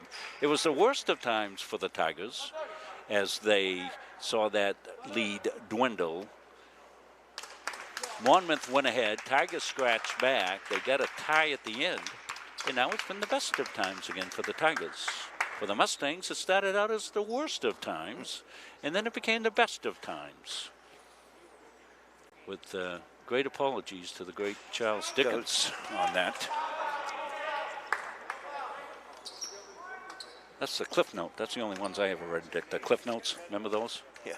Get them at the bookstore, the Cliff Notes. Young kids today don't appreciate Cliff Notes. Mustangs come, Tigers let it go. They don't want to foul. It'll go, and hopefully enough, it'll end up in the hands of Calvin Catchings for the final second kickoff, and the Tigers will get their third win of the season. They'll win it 52-45 in overtime. Well, congratulations to Gardiner Tigers. Mustangs with a good competitive effort here tonight. They played hard, never gave up, got down early, came back. Dick will tally up the finals for us, and we'll come back to those when we come back after these messages.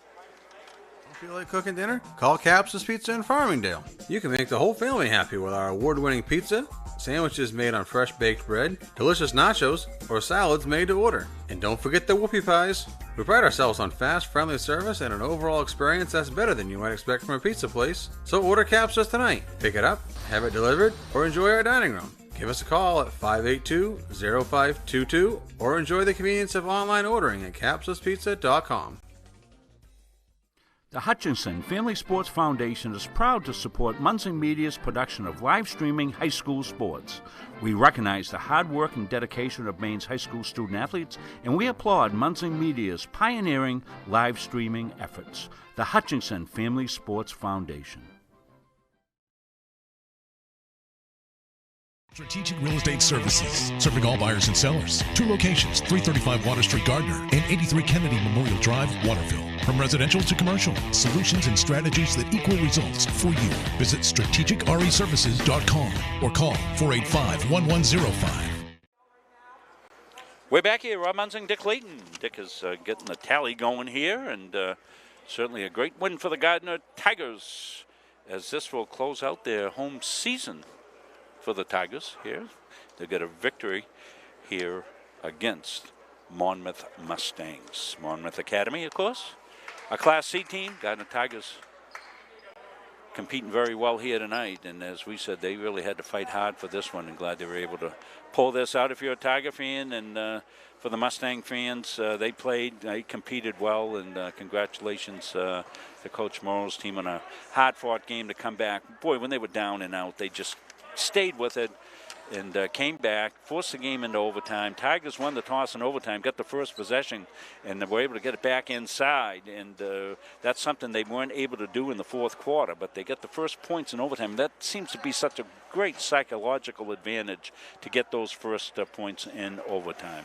Well, the Tiger out in the middle of the floor is pretty happy here, and all Tiger Town's happy as the girls won, I believe, 70-32, I think was the final in that. Don't quote me on that, but I think that was it. And the Gardiner Tigers with a 52-45 lead here, and I think Dick's got the final tally. Yeah. Great game out there, Rob. Great 2 games. Yeah, we had fun tonight. Yeah. I want to thank Dick for filling in, doing yeoman's work here, doing the stats here tonight, filling in, doing the production, doing the color analyst role as well. Go ahead, Dick. I'm sorry, Rob. I probably get more elated than Gary does, and Gary does a great job. But no, it's the oohs and ahs because you live with every single dribble by the Gardiner Tigers. Yeah. Dick, and you just can't help it. We love you for it. You love your Tigers. Your school you graduated from, what was it, 1956? 56, yeah. And have with ever since. We certainly understand that. The big guy, the big Tiger out in the middle, he says he's going to say Dick Layton. That's what he just said. Go ahead, Dick. The Tiger in the sky hopefully will take me in, right? Okay. Great game out there. Came on strong with. I'll go to Monmouth first because great coaching by Coach Morrow out there, because when you're down 20-4 in the first quarter, that's Yeah. a hard thing to overcome, and he did it. So a great thing for him. Got to give him credit. As I say, Armstrong with 10. T.J. Lewis had that one basket, couple for Gavin Willett. Here's the big scorers here with Hunter Frost with 10, Manny Collar with 10, 11 for Hayden Pletcher, the big man, and they had their 45 points. They did have 15 turnovers during the game, and Gardiner had 12 turnovers.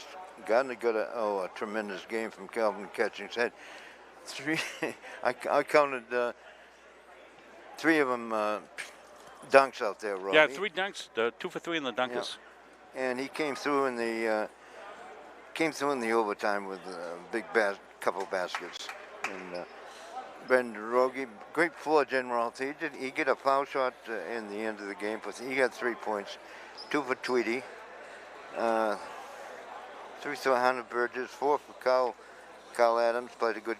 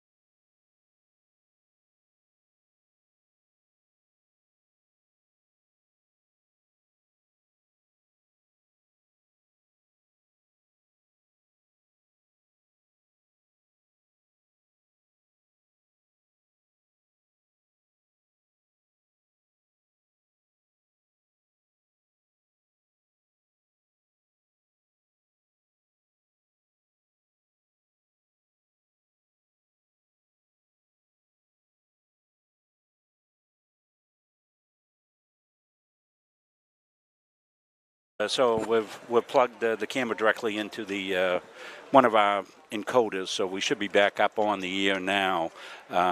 So Dick, let's name the Caps of Pizza play of the game for tonight to let our fans know who's going to be awarded that. So it's going to be a high score in the game. Calvin Catchings. Yeah. Dick told you how many points Calvin had. 25, Rob. 25 in the game, and the key basket there at the end, able to knock it down, knock it home. So we thank you for tuning in here tonight, and that's going to wrap it up here from Gardiner Area High School for Dick Layton. He did double duty tonight as our scorekeeper and color analyst. Evan Grady on the camera, Chris Wheeler on production, along with Calvin Mason, your Muncie Media crew here from the John A. Bergoli Memorial Gymnasium. Reminds you, tomorrow night we'll be over at Halldale for that game. That's a 5:15 JV start, 7 p.m. varsity start as the Oak Hill Raiders invade the Bulldogs over at the Penny Gymnasium. Until then, good night, everybody.